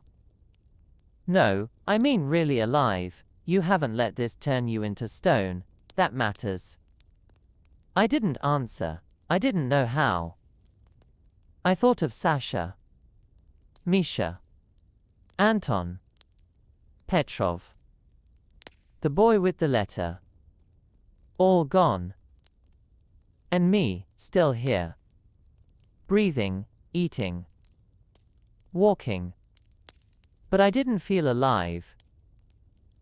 Not really. The next few days were quiet. No attacks, no movement, just wind through trees and the creak of old buildings settling. Anya began speaking again. Not much, but enough. She helped mend coats, carried water, cleaned wounds. Everyone treated her like she belonged. No one questioned it. War didn't care about rank or origin. It made family from whoever stood beside you. One morning she brought me a cup of tea. Real tea, somehow scavenged and boiled in a dented tin pot. It was weak, bitter and perfect. "You look cold," she said. "I'm always cold. I used to sit by the oven in my grandmother's house," she said. "Even in summer, just for the smell of firewood." I closed my eyes and tried to remember that smell. Couldn't. Too far gone. That night, it snowed again. Just a thin layer. Enough to remind us that winter still watched from the trees. I stood guard from midnight to dawn. The stars were clear above, sharp and cruel. Around 3 in the morning, I heard a rustle, raised my rifle, held my breath, then saw it. Just a fox, thin and limping, searching for scraps. I let it go. Couldn't bring myself to pull the trigger, not for something just trying to survive. In the morning, the scouts returned. They'd spotted enemy patrols less than 3 kilometers east. No large force, not yet. But signs, tracks, smoke, movement. Karpov gathered us. "We'll hold here," he said. "No more running, no more retreating. If they come, we make them pay for every step." No one cheered. No one saluted. We just nodded. Understood. Anya came to me later. "Will it be bad?" "Yes." "Will we survive?" "I don't know." She nodded, then reached into her coat and handed me a piece of charcoal. "Then you should draw something, so someone remembers." I stared at it, unsure. She walked away without another word. I held the charcoal all night, afraid it would crumble in my hand like everything else. The charcoal stayed in my pocket for 3 days before I used it. I didn't know what to draw, not at first. Every image that came to mind felt too real, too sharp, like reopening a wound I'd only just managed to forget. But one evening, after patrol, I sat by the wall of a collapsed house and pressed the charcoal to the brick. Slowly, carefully, I began to draw. Not a person, not a rifle. A tree. A birch, tall and straight, with curling bark and crooked roots. Nothing special. Just a tree. But it was the kind we used to climb as boys. The kind that lined the path to my old school. As I sketched the outline, the wind shifted, and for a moment, I could almost smell spring, the kind we hadn't seen in years. When I finished, I stepped back and stared at it. It wasn't perfect, it leaned too far left, the branches were uneven. But it was there. Real, a memory pulled into the present. Anya found it the next morning. She didn't say anything, just placed a small pine cone at the base of the drawing, like it was a grave marker. I didn't ask what it meant. I didn't want to. The air grew heavier with each passing day. The scouts returned twice with the same report. More movement, more sound, more smoke. The enemy was preparing something. Karpov paced more often, his limp worsening. He scratched new plans into the dirt daily, each one crossed out and redrawn by nightfall. I watched him one evening, hunched over a crate staring at a half-burned map. He looked tired in a way I hadn't seen before. Not just physically. Deep down. In the bones. "You ever think about deserting?" I asked, surprising myself. He didn't look up. "Every day," he said, "but I won't." "Why not?" "Because, if I do, someone else has to stay in my place." I didn't respond. There was nothing more to say. That night, a storm rolled in. Thunder cracked above the hills, and rain came down in sheets, turning trenches into rivers. We scrambled to cover the supplies, bailed water with helmets, used our coats as makeshift barriers. Mokri howled once, then disappeared under a wagon. I stood in the downpour, soaked to the skin, watching the sky split apart again and again. It felt like the world was screaming with us.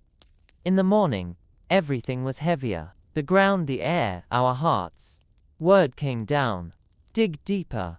Reinforce, prepare for shelling. We worked until our hands blistered. No one complained. Complaining was a luxury long gone. Anya helped where she could. Patching coats, cleaning rifles, boiling water. She didn't speak much anymore. Not out of fear. Out of focus. Like she was bracing for something. We all were. 2 nights later, the shelling began. No warning. No pattern. Just sudden thunder in the dark. The first shell landed near the well. The second near the barn. The third took out half the stone wall where the tree drawing had been. I watched it crumble in seconds. Just dust and brick. We dove for cover. I grabbed Anya by the arm and pulled her behind the wreckage of the grain silo. Mokria was already there, trembling. The noise didn't stop. Minutes passed. Then hours. The sky lit up with fire. The ground shook. I covered Anya with my coat as debris rained down. She didn't cry, just curled into a ball and whispered something I couldn't hear. When the shelling finally stopped, we emerged into smoke and silence. The village was gone. What little structure remained had been flattened or burned. Karpov limped toward the center, bleeding from his scalp. "Sound off!" he shouted. Voice raw.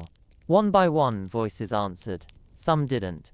We lost 5 that night. 6 wounded. The well was destroyed. So was the food store. We buried the dead near the road. No markers, just names scratched into wet wood. I tried to redraw the tree, but the brick was too cracked. The charcoal snapped in my hand. I didn't try again. After the shelling, everything felt slower, like the world had taken a long breath and held it. Smoke still hung in the air, clinging to our coats, our skin, our lungs. No one said much. We moved through the ruins of the village like ghosts, stepping over splintered beams and blackened metal. Every corner we turned, we expected to find someone we'd missed, someone hurt, someone dying. But there was no one. The dead had already been counted. Those who remained were either too injured to move or too stunned to speak. Karpov ordered us to regroup near the road, what was left of it. "We can't stay here," he said. "No cover, no water, we move west, find high ground, dig in again." His voice was hoarse, but steady. The kind of voice you listened to, not because you had to, but because it still carried some weight of the world we'd left behind. We gathered our things, whatever hadn't burned, been buried, or torn apart. I packed my rifle, 2 rounds of ammunition, a strip of cloth, and Anya's pine cone. I didn't know why I kept it, maybe because it was the only thing left that hadn't changed. Anya carried a satchel filled with bandages, 1 spoon, and half a canteen of water. Mokri limped beside her, still healing but refusing to be left behind. We walked until nightfall, no fire, no talking. Just the sound of boots sinking into soft earth, and the occasional cough that reminded us someone was still alive. We reached the hill around midnight. A small ridge overlooking a field. Not much, but it gave us a view. We dug quickly, not proper trenches. Just holes deep enough to disappear into if we needed to. The rain started again, light, steady, soaking. We covered the wounded with tarps and blankets and waited for sleep that wouldn't come. I sat beside Karpov under a sheet of metal balanced between rocks.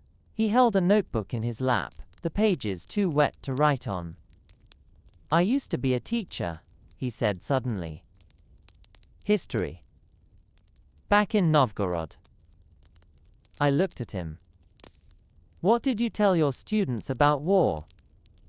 He smiled, but there was no humor in it. That it was complicated. Political. A chessboard of nations. I used words like mobilization and diplomacy. He paused, never once said anything about the smell of burnt skin or the way mud clings to a dead man's hand. Would they have listened if you had? "No," he said. "I wouldn't have either." I looked out at the field, where fog now crept low along the grass.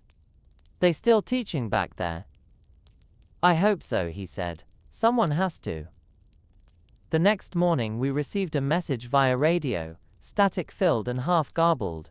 The gist was clear: hold the ridge. Expect movement. No reinforcements, no retreat, just hold. We built what we could, from what we had. Wooden stakes, barbed wire, crates stacked into walls. Enya helped dig a watch pit with her bare hands, bloodied her fingers, refused to stop.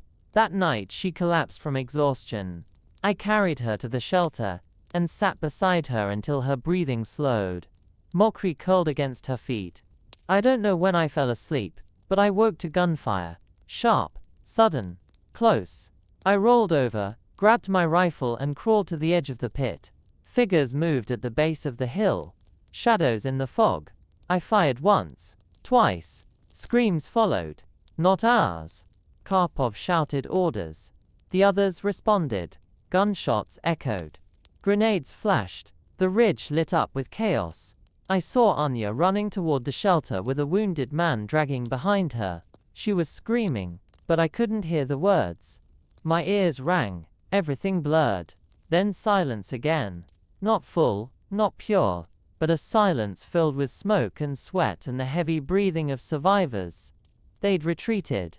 For now, we lost 3. 1 more badly hurt. I checked Anya. Bruised, but standing. The man she dragged survived. She'd packed his leg with snow to slow the bleeding. Mokri had taken a scratch across the nose. He didn't seem to notice. I sat beside them, arms shaking. Not from fear, from everything. From the weight of holding on. Anya reached over and placed a hand on mine. Didn't speak, just stayed like that. Warm. Present. Enough. By the 3rd day on the ridge, we stopped hoping the enemy wouldn't return. It wasn't a matter of if anymore, only when. Each sunrise brought new sounds from the tree line. Distant voices, the occasional engine, the metallic clatter of something being dragged or assembled. They were out there, preparing, watching, maybe waiting for us to break first. We took turns on watch, double shifts, eyes fixed on the fog. I found myself staring too long at empty spaces, flinching at movement that turned out to be nothing but branches swaying, or birds fleeing the wrong direction. Sleep became fragmented. Dreams were short and jarring. Flashes of old rooms, voices calling from behind closed doors, rifles jamming, dirt in my mouth. I stopped trying to rest. Instead, I sharpened my bayonet over and over, until the edge was too thin to be useful. Anya worked in silence now. She moved like someone who didn't want to feel the weight of her own footsteps. She barely ate. I tried to speak to her once, asked if she was afraid. She looked at me for a long moment and said, "Afraid left a long time ago. Now it's just noise." That night Karpov gathered us behind a stack of crates. His face was thinner, beard growing in uneven patches, eyes bloodshot. He unrolled a torn map on the ground, pinned at the corners with rocks. "They'll come soon," he said. "Maybe tonight, maybe tomorrow. Either way, we hold. Until the last round. No fallback, no surrender. If they break this line, there's nothing behind us but villages." He paused, looking at each of us in turn. "Some of you have been here too long. Some not long enough. None of that matters. What matters is the man beside you. The one who watches while you sleep. The one who gives you their last piece of bread. You fight for him. And for the girl who drags the wounded through mortar fire. You fight because no one else will." There was no cheer. No applause. Just the sound of men nodding in the dark. I slept beside Anya and Mokri that night. All 3 of us leaning against the same wall. Too cold to stretch out. Too tired to care. When the attack came, it wasn't subtle. It started with flares, bright and sudden, turning night into pale day. Then the mortars. They didn't aim for positions, they aimed for panic. The blasts were closer than ever, tearing holes in the ridge, tossing earth and bodies alike.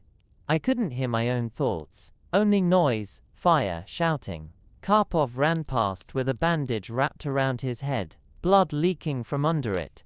"Hold!" he screamed. "Hold!" I fired into the smoke, couldn't see targets, just flashes, silhouettes. Someone threw a grenade. I ducked. My ears rang. I tasted dirt. Beside me, Anya pulled a man to cover, his leg barely attached. I crawled forward, past a pile of splintered wood, and fired again. A figure collapsed 10 meters ahead. Another crawled behind a fallen log. I took aim, paused, lowered the rifle. He was no older than 16. Frozen. Unarmed. Running. I let him go. We fought for hours. Lost count of the shots, the screams, the moments when I thought it was over. At some point I realized I was bleeding. Not badly. Shoulder maybe. A graze. I didn't stop. Just kept moving, loading, yelling, surviving. By dawn, the firing had stopped. Smoke settled like a blanket over the field. Karpov was still alive but limping worse. The medic's hand was shattered. 2 of the crates burned overnight, along with half the ammunition. We'd won, somehow. Held. But the cost was carved into every face around me. I found Anya by the ruined trench wall, her hands covered in blood. Not hers. He made it, she said, looking at the soldier she'd saved. He won't walk again. But he's breathing. I sat beside her, eyes burning. Mokry lay between us, ribs rising slowly, his head on his paws. We can't keep doing this, I said. I know, she answered. But we did. The ridge was quiet again, but it didn't feel like peace. The aftermath of the last assault left us stripped of something we couldn't name. We moved slower, spoke less. When we did speak, it was only about what needed to be done. Who would carry water? Who would watch? How many rounds were left? The things that kept us from slipping into silence completely. I spent most of my time repairing what little structure remained. The trench walls had collapsed in places, revealing the roots of trees and, in one spot, a half-buried helmet still attached to a shattered skull. We covered it. No one asked who it had been. Sometimes the dead didn't need names to be respected. Karpov sat often now, his leg too swollen to bear weight. He never complained. Just watched the tree line and scribbled in his notebook. Though there was little left to write on, he used torn pieces of ration boxes, the backs of maps, anything that could hold words. When I asked what he was writing, he said, "A list. Of what we lost. Of what we didn't." That evening, a supply patrol finally reached us. 5 soldiers with a horse cart carrying ammunition, canned beans, water, and 1 bottle of vodka. They said we were the only unit still holding this ridge. Everyone else had pulled further west. When Karpov asked why no one told us, they shrugged. You weren't expected to last this long. The vodka was passed around in a dented metal cup. I drank last, a small sip that burned like fire, and settled in my stomach like memory. Anya didn't drink. She stood apart, cleaning her hands in a bowl of melted snow. Later, she approached me with a folded piece of cloth. "Found this in the ruins," she said. "Thought it might be yours." I opened it. My sister's letter. I hadn't realized I'd lost it in the fighting. The edges were singed, the ink faded. But the words were still there. "We miss you. We're proud. Come home safe." I thanked her. But the words caught in my throat. She just nodded and sat beside me, her shoulder against mine. The contact was brief, but grounding. That night, I dreamed of snow again. Not the kind we slept in, but the kind from before. The soft falling flakes outside my childhood window, the silence of a world untouched by war. When I woke, the world was still gray, still cold, but the dream lingered like warmth in my chest. Mokry had curled beside me in the night. He didn't stir when I moved. His breathing was soft, slow. He'd grown thinner. We all had. The next day, we received new orders.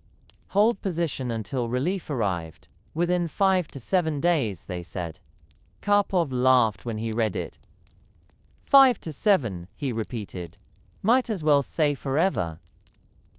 But we obeyed. Because that's what we did.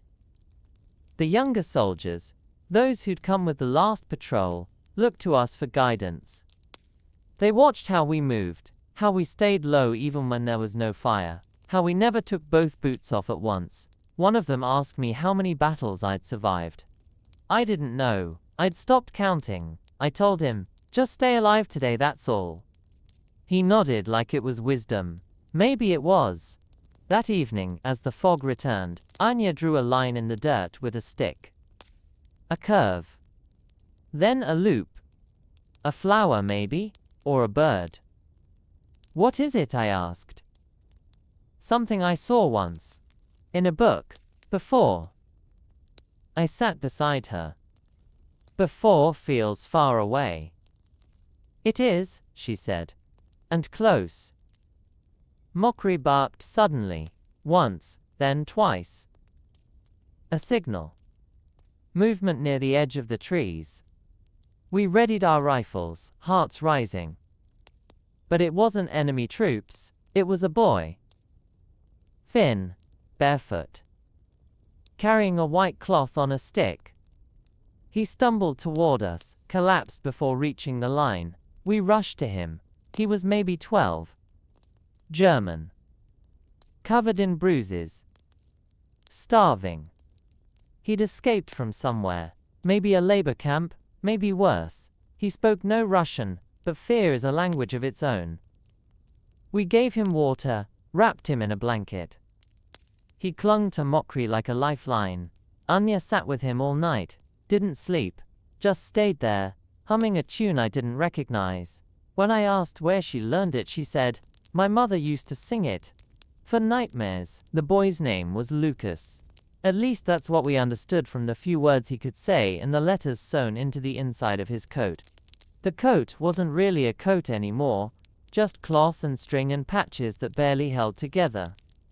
He flinched at loud noises, didn't speak much, and never let go of Mockery unless he was asleep.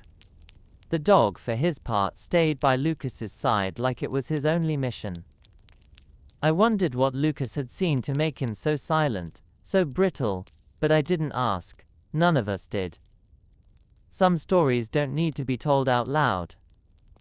Anya fed him what she could spare, bits of bread soaked in water, spoonfuls of beans. Slowly his eyes began to focus again. He still didn't smile, but one afternoon I caught him tracing lines in the dirt with his finger. Shapes, maybe letters. He was remembering something. Trying to bring back pieces of a world before everything fell apart. Karpov allowed him to stay. "He's not the enemy," he said simply. "He's a survivor, like us." The ridge remained quiet, but the silence was dense, like the air before a storm. We rotated watches, reinforced barriers, dug deeper into the hill. Ammunition was low, food lower. Water had to be carried from a stream 2 kilometers down the slope, always under risk of sniper fire. One man had already been hit, through the shoulder. Anya was the one who bandaged him. No complaint, just moved with calm hands and tired eyes. That night Karpov called a meeting. Only 6 of us came. That was all who remained fit for combat. The others were either too weak, too hurt, or too lost in themselves. "If they come again," he said, "we fall back to the inner line. Protect the wounded, protect the girl, protect the boy. If we hold for 2 more days, command says they'll send a truck." No one asked what would happen if no truck came. We already knew. After the meeting I sat near the edge of the trench with Lucas beside me. He held a tin cup of water with both hands like it might disappear. I handed him a piece of cloth and charcoal. "Draw something," I said, "anything." He hesitated. Then slowly began to draw a house. 4 walls, a triangle roof, smoke rising from the chimney. Next to it, a tree. Then a dog. He paused, looked up at Mockery. Then added a second figure beside the house. A girl with long hair. I didn't need to ask who it was. When he finished, he handed me the cloth, his eyes wide, questioning. I nodded. "It's perfect." I folded it carefully and put it inside my coat, next to my sister's letter. A small archive of things worth keeping. The next day we spotted movement in the east. A group of figures, Uniforms, dark shapes weaving between trees. Not many. A scout team. Maybe more behind them. We stayed low. Waited. Didn't fire. Let them pass. Karpov muttered. They're probing. Seeing if we're still breathing. That night it rained again. Lucas curled beside Mokry, wrapped in 2 coats and a scarf too big for his face. Anya sat near the fire, humming again. Same tune. Same soft voice that somehow made the darkness feel less permanent. I sat with Karpov, listening to the rain. Do you think the truck will come? I asked. He didn't answer for a long time, then finally. I think they want to believe it will. That's different from it actually arriving. I nodded. If it doesn't, then we stay, until we can't. There was no heroism in his voice, just fact, just a man too tired to lie. I reached into my coat, pulled out the drawing Lucas made, and held it near the firelight. He drew hope, I said. That's what this is. Karpov looked at it, then away. Then maybe we owe him a little more time. Sleep didn't come easy that night. I lay beside Anya and Lucas, staring up at the canvas roof, listening to the wind. Somewhere in the dark, a branch snapped.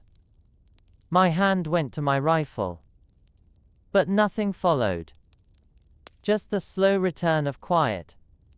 Before I drifted off, I whispered to no one in particular. Please, let the truck come. At dawn, we heard it. A low, distant rumble rolling across the hills like a slow breath. Not artillery, not thunder, an engine. Karpov stood before I did, climbing to the edge of the trench with one hand on his ribs, the other shielding his eyes. The rest of us followed, hearts caught somewhere between our throats and the dirt under our boots. Over the far ridge, a shape emerged. A truck, old and dented, canvas top flapping in the wind. Behind it, a jeep with a cracked windshield and a red cross painted in fading strokes. No one spoke. We just stared as the vehicles crawled forward, tires crunching through mud and ice. It didn't feel real. After so many false promises and silent radios, the arrival felt like a mistake. Like someone had gotten the coordinates wrong and would turn around any second. But they didn't. The truck rolled to a stop near the base of the hill. A soldier stepped out, young and wide-eyed, holding a clipboard. Evacuation detail, he called. Orders to retrieve wounded and surviving personnel. 5 minutes. 5 minutes. That's what it came down to. We scrambled, gathered what we could, helped the injured into the back of the truck. 3 stretchers. 2 men supported by our shoulders. 1 carried in arms. Lucas held tight to Mokry as I lifted him onto the bed, placing him near the edge so he could still see us. Anya climbed up beside him, wrapping a blanket around them both. Karpov leaned against the tailgate, breathing hard. You're going, I said, no discussion. He looked at me, face pale. You staying? Someone has to finish the list. He tried to argue. I shook my head. He nodded, just once. I helped him climb up. The truck was full now, only space for 1 more. I stepped back. The soldier with the clipboard raised an eyebrow. That's it? That's it, I said. He didn't question it, just slammed the door and tapped twice on the side. The engine roared. The truck turned slowly, churning up earth, and began the climb back up the hill. I watched it disappear over the crest. The jeep followed. Then silence. A silence that didn't feel like loss. It felt like offering. I returned to the trench alone, sat where Anya had left her scarf, still damp with morning dew. I folded it, tucked it into my coat, and lit a small fire with the last dry match in my pack. Around me, the ridge was empty, but not abandoned. The footprint still marked the mud. The crate still bore names scrawled in pencil. Lucas's drawing remained in my coat. Now, soft at the folds. I opened it once more, stared at the house, the tree, the smoke from the chimney. I added one thing, a second figure beside the first, a taller one, standing guard. That afternoon I walked the ridge, checked the old watch points, reset tripwires, cleaned rifles I no longer needed to fire. The act was less about readiness and more about rhythm, movements that reminded my body it was still here, still functioning. When night came, I lay under the stars, back against the earth, and listened. Nothing. No boots, no guns, just wind. I thought about my mother, my sister, wondered if they were safe, if they'd hear about the ridge, if they'd read my name in a report and wonder what I'd seen, what I'd become. I hoped they wouldn't. I hoped they'd remember the boy who climbed birch trees and hated cabbage, not the one who counted bullets like beads on a rosary. Mokri returned just before midnight. I don't know where he'd gone. He limped up the slope, curled beside me, and rested his head on my chest. I placed my hand on his side and felt the slow rhythm of his breath. We watched the stars until sleep came, soft and deep and long overdue. The next morning I woke to birdsong, and the steady breath of Mokri pressed against my ribs. The ridge was soaked in gold light, the kind you only see after weeks of gray. I sat up slowly, every muscle aching in the familiar way that no longer surprised me. My boots were stiff, my coat damp. But the world had shifted, just slightly. I walked the perimeter alone, rifle slung but unloaded. There was no one left to fight, no orders to carry, just a routine I wasn't ready to give up. The trenches had begun to collapse under their own weight, the walls slumping inward, the boards softened by rain. I didn't try to fix them. Let the ridge rest, I thought. Let it go quiet. Around noon I heard voices on the wind. Distant, Russian. I climbed a fallen beam and scanned the southern slope. 3 figures. Uniforms. One with a red armband. I didn't wave. Just waited. They reached me an hour later, boots heavy with mud, eyes wide at the sight of a man and a dog standing alone above a broken trench. "We heard the ridge was empty," one of them said. "Not quite," I replied. "The truck got most out, I stayed." "Why?" "Someone had to finish the list." They didn't understand. I didn't explain. They offered me water, a cigarette. I took both, sat with them beside what remained of the fire barrel, and answered their questions. How many were here? How long we'd held? What direction the attacks came from? They wrote it all down. I gave them names, all of them. Even the ones I couldn't pronounce anymore, even the ones I'd never learned. I remembered them in the way you remember songs, by the rhythm of their voices, the shape of their laughter, the silences they left behind. One of the men asked if I had family. I nodded. "Somewhere far from here," he said. I could go with them. That command would want a full report, that I could be debriefed, assigned elsewhere, maybe even sent home. Home. The word felt thin in my mouth, like paper left too long in the rain. I told them I'd follow in the morning. "One more night," I said. "One more night on the ridge." They didn't argue, just nodded, shouldered their rifles, and moved on. I watched them disappear into the trees. Mokri sat beside me, ears twitching. That evening I climbed to the highest point of the hill and looked out. The trees swayed gently. A breeze carried the scent of pine and ash. Somewhere below, water trickled through the rocks, alive again after so much freezing. I sat with my notebook, one I'd taken from Karpov's bag before the truck left. Half the pages were used. I filled the rest. Not with battle reports or coordinates, with stories. Names. The way Anton always tucked his boots in too tight. How Sasha whistled off-key when he was nervous. The time Misha convinced us to eat snow instead of rations, because he swore it tasted better. I wrote about Anya. About her hands. Her voice. Her quiet strength. About the way she never looked away, even when the world begged her to. I wrote about Lucas and his drawing, folded now in my coat like a relic. I wrote about Petrov. About the way he always watched the horizon, as if trying to will the sun to rise faster. I wrote about Karpov. His limp. His list. His quiet refusal to give up. I wrote until the light faded and the words blurred. Then I closed the notebook and placed it beneath a stone at the base of the birch I'd carved on the first day we arrived. Not perfect. Not even straight. But still standing. Still here. Mokri lay down beside it, tail curled around his paws. I placed my hand on his back. "We'll go tomorrow," I whispered. "Just one more night." He blinked at me, slow and sure. I think he understood. In the dark, I lay back and stared at the stars. They didn't look different. They didn't care. But I did. And for the first time in a long time, that felt like enough. I left the ridge at sunrise. No ceremony. No final salute.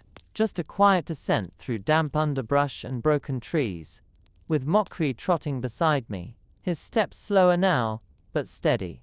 The path was barely visible, more instinct than memory, winding between roots and frozen puddles that reflected the pale morning sky. My pack was light, only essentials, though I wasn't sure what counted anymore. A tin of dried bread, Lucas's drawing, Anya's scarf, Karpov's notebook. The rest had been left behind, buried in the dirt, or burned with the crates.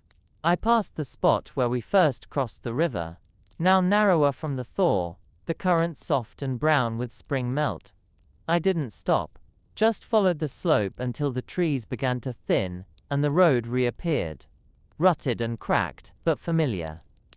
By midday, I reached the edge of a larger camp. Not a frontline post. Something different. Calmer. Tents lined in rows. Trucks with spare parts. A mess station where steam curled into the air. I approached slowly, one hand raised, the other resting on Mokri's back. A soldier stepped out of a tent, squinting in the light. "You from the ridge?" he asked. I nodded. They said no one was left. They were wrong. He led me inside a canvas structure that smelled of boiled potatoes and sweat. An officer behind a wooden table looked up, pen in hand. "Name?" he asked. I gave it. He flipped through a list. "You weren't on the evac report." I stayed to hold position. "Alone?" "Not entirely." I glanced down at Mokri. The officer didn't question further, just made a note. "You'll need to report to Division Command in the morning. Medical check, debrief. Until then, Tent 6. I found the tent easily, half full, with cots lined in rows, and men who looked as tired as I felt. One offered me a place near the back, another handed me a chipped mug of broth. No questions, just quiet nods, like we all shared the same unspoken story. I drank slowly, the warmth strange after so many cold meals. Mokri curled beneath the cot and slept. His breathing was uneven but steady.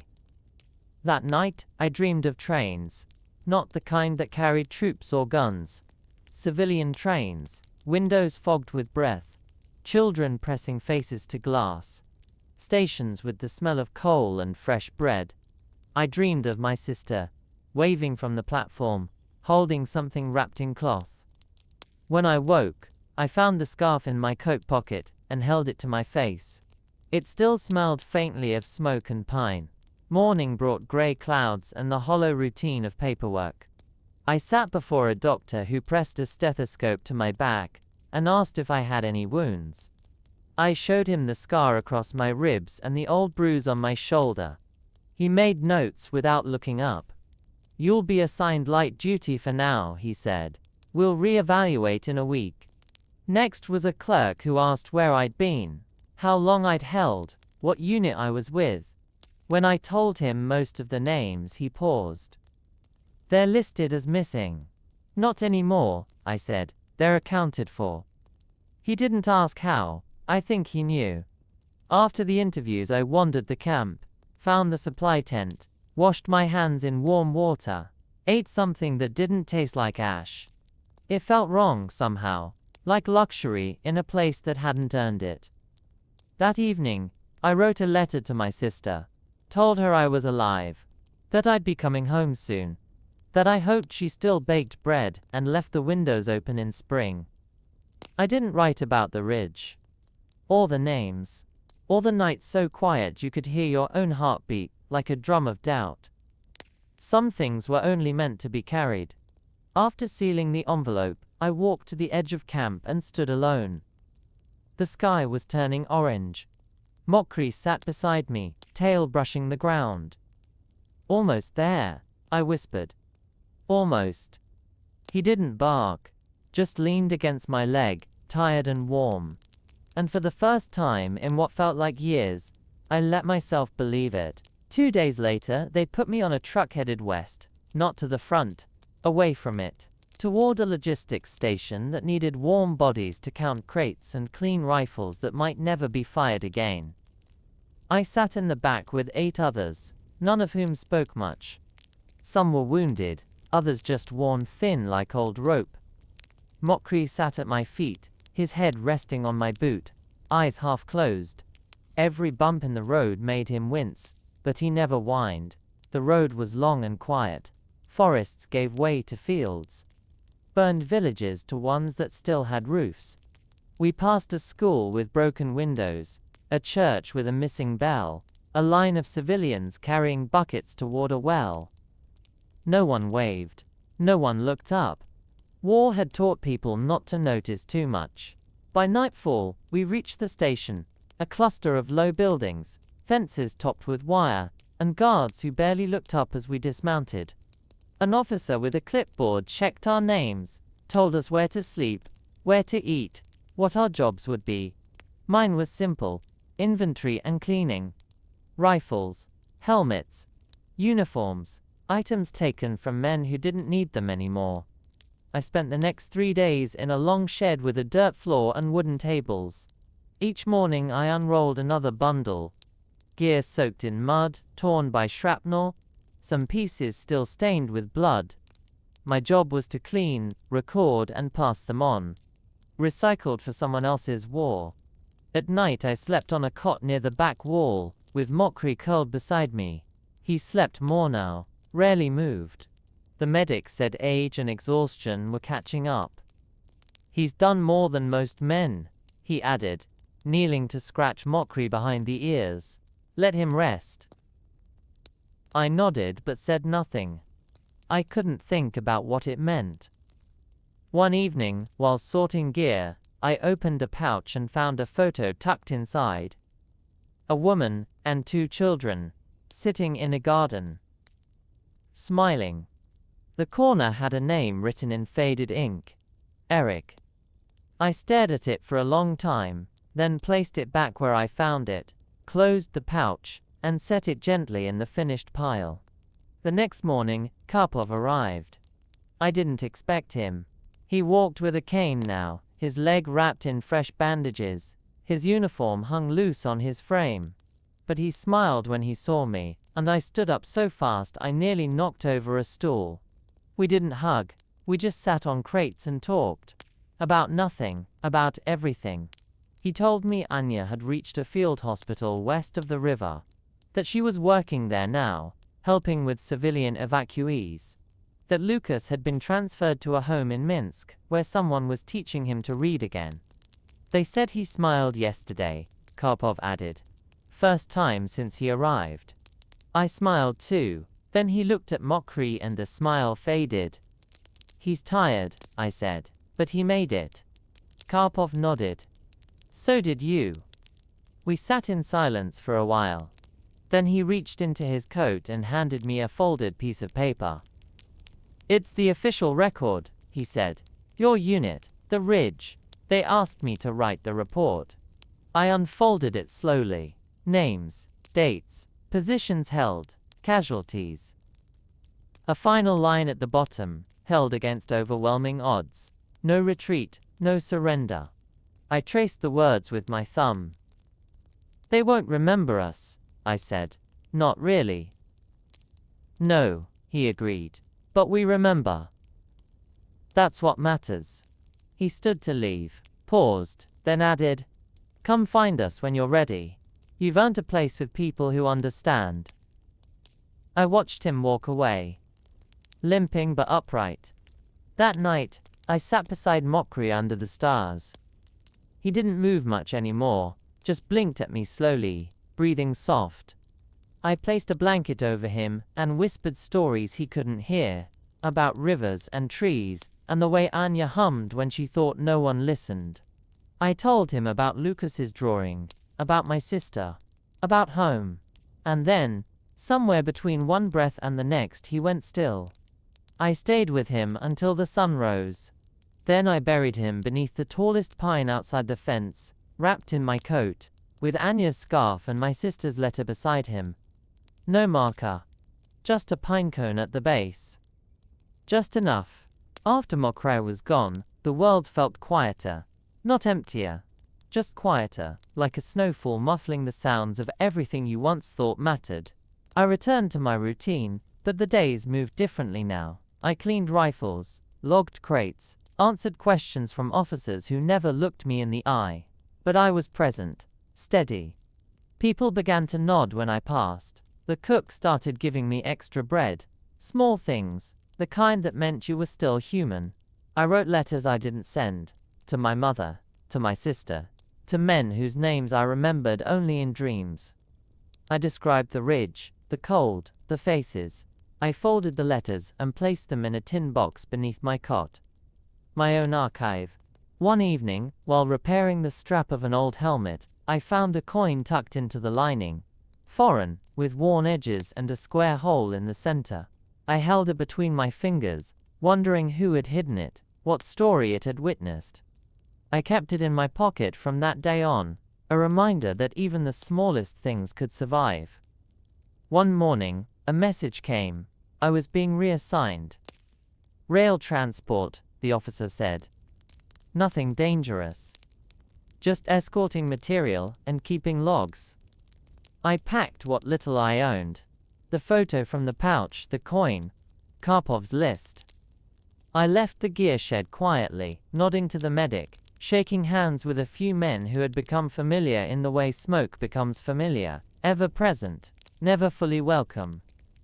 The rail station was 3 hours away by truck.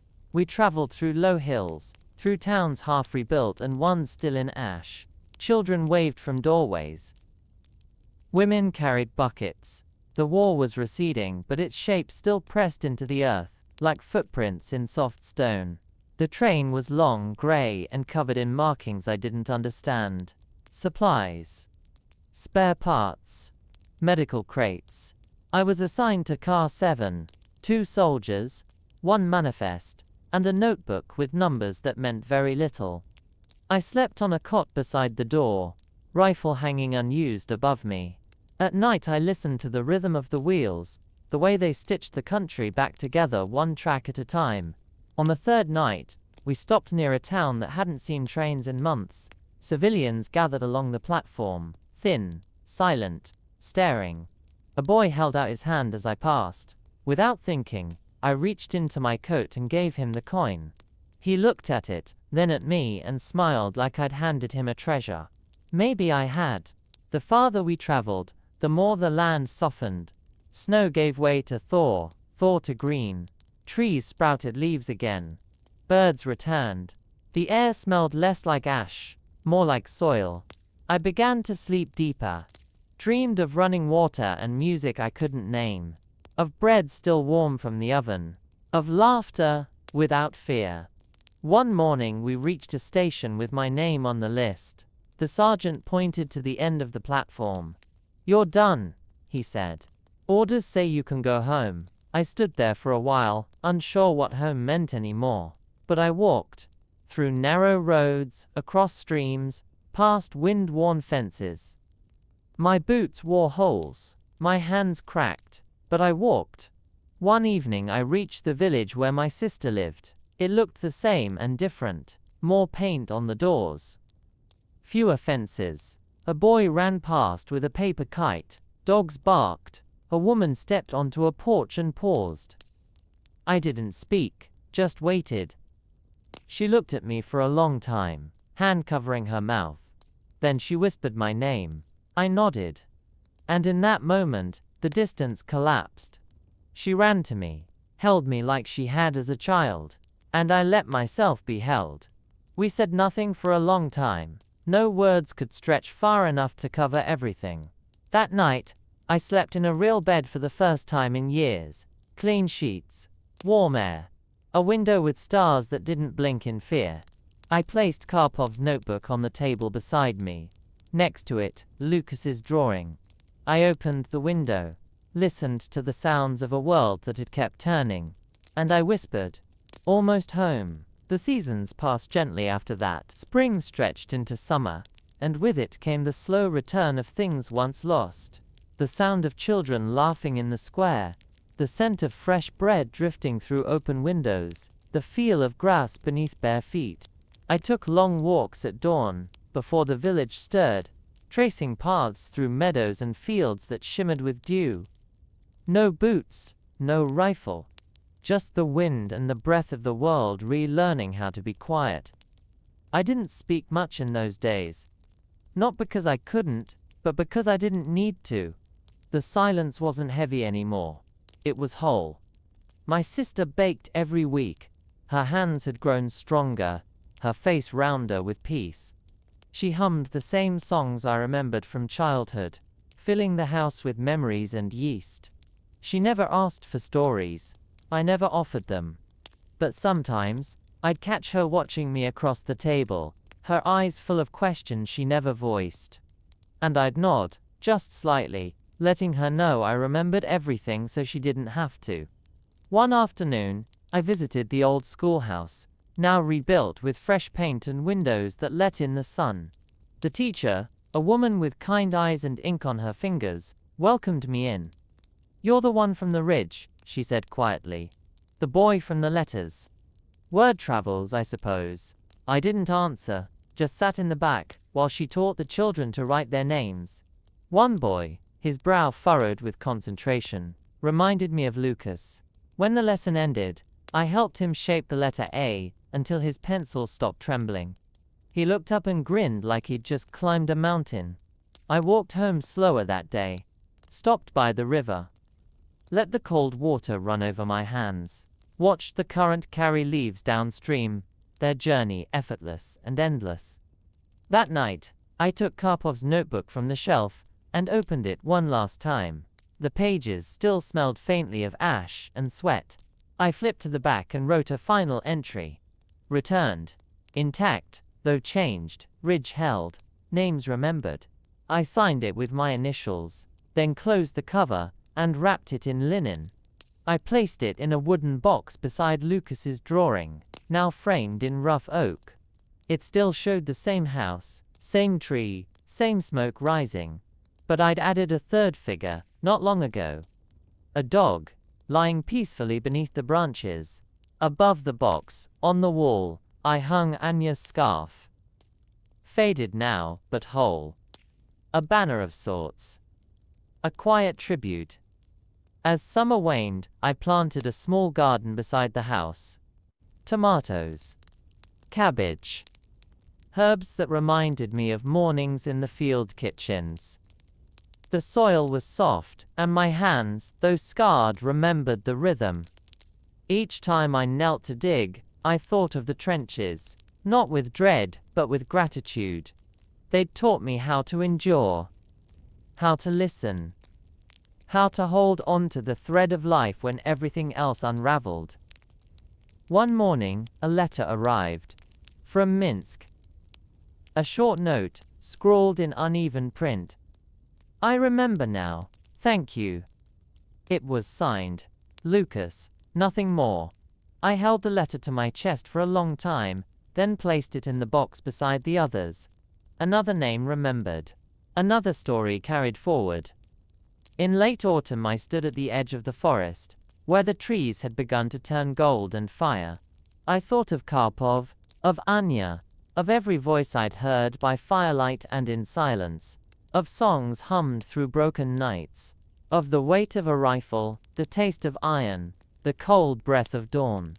And I thought of the boy I'd been, the one drafted into a war he didn't understand, who became something more than he ever expected. Not a hero, not a ghost, just someone who came back. Behind me, the village bell rang once. Evening, time for supper. I turned, hands in my pockets, and walked home.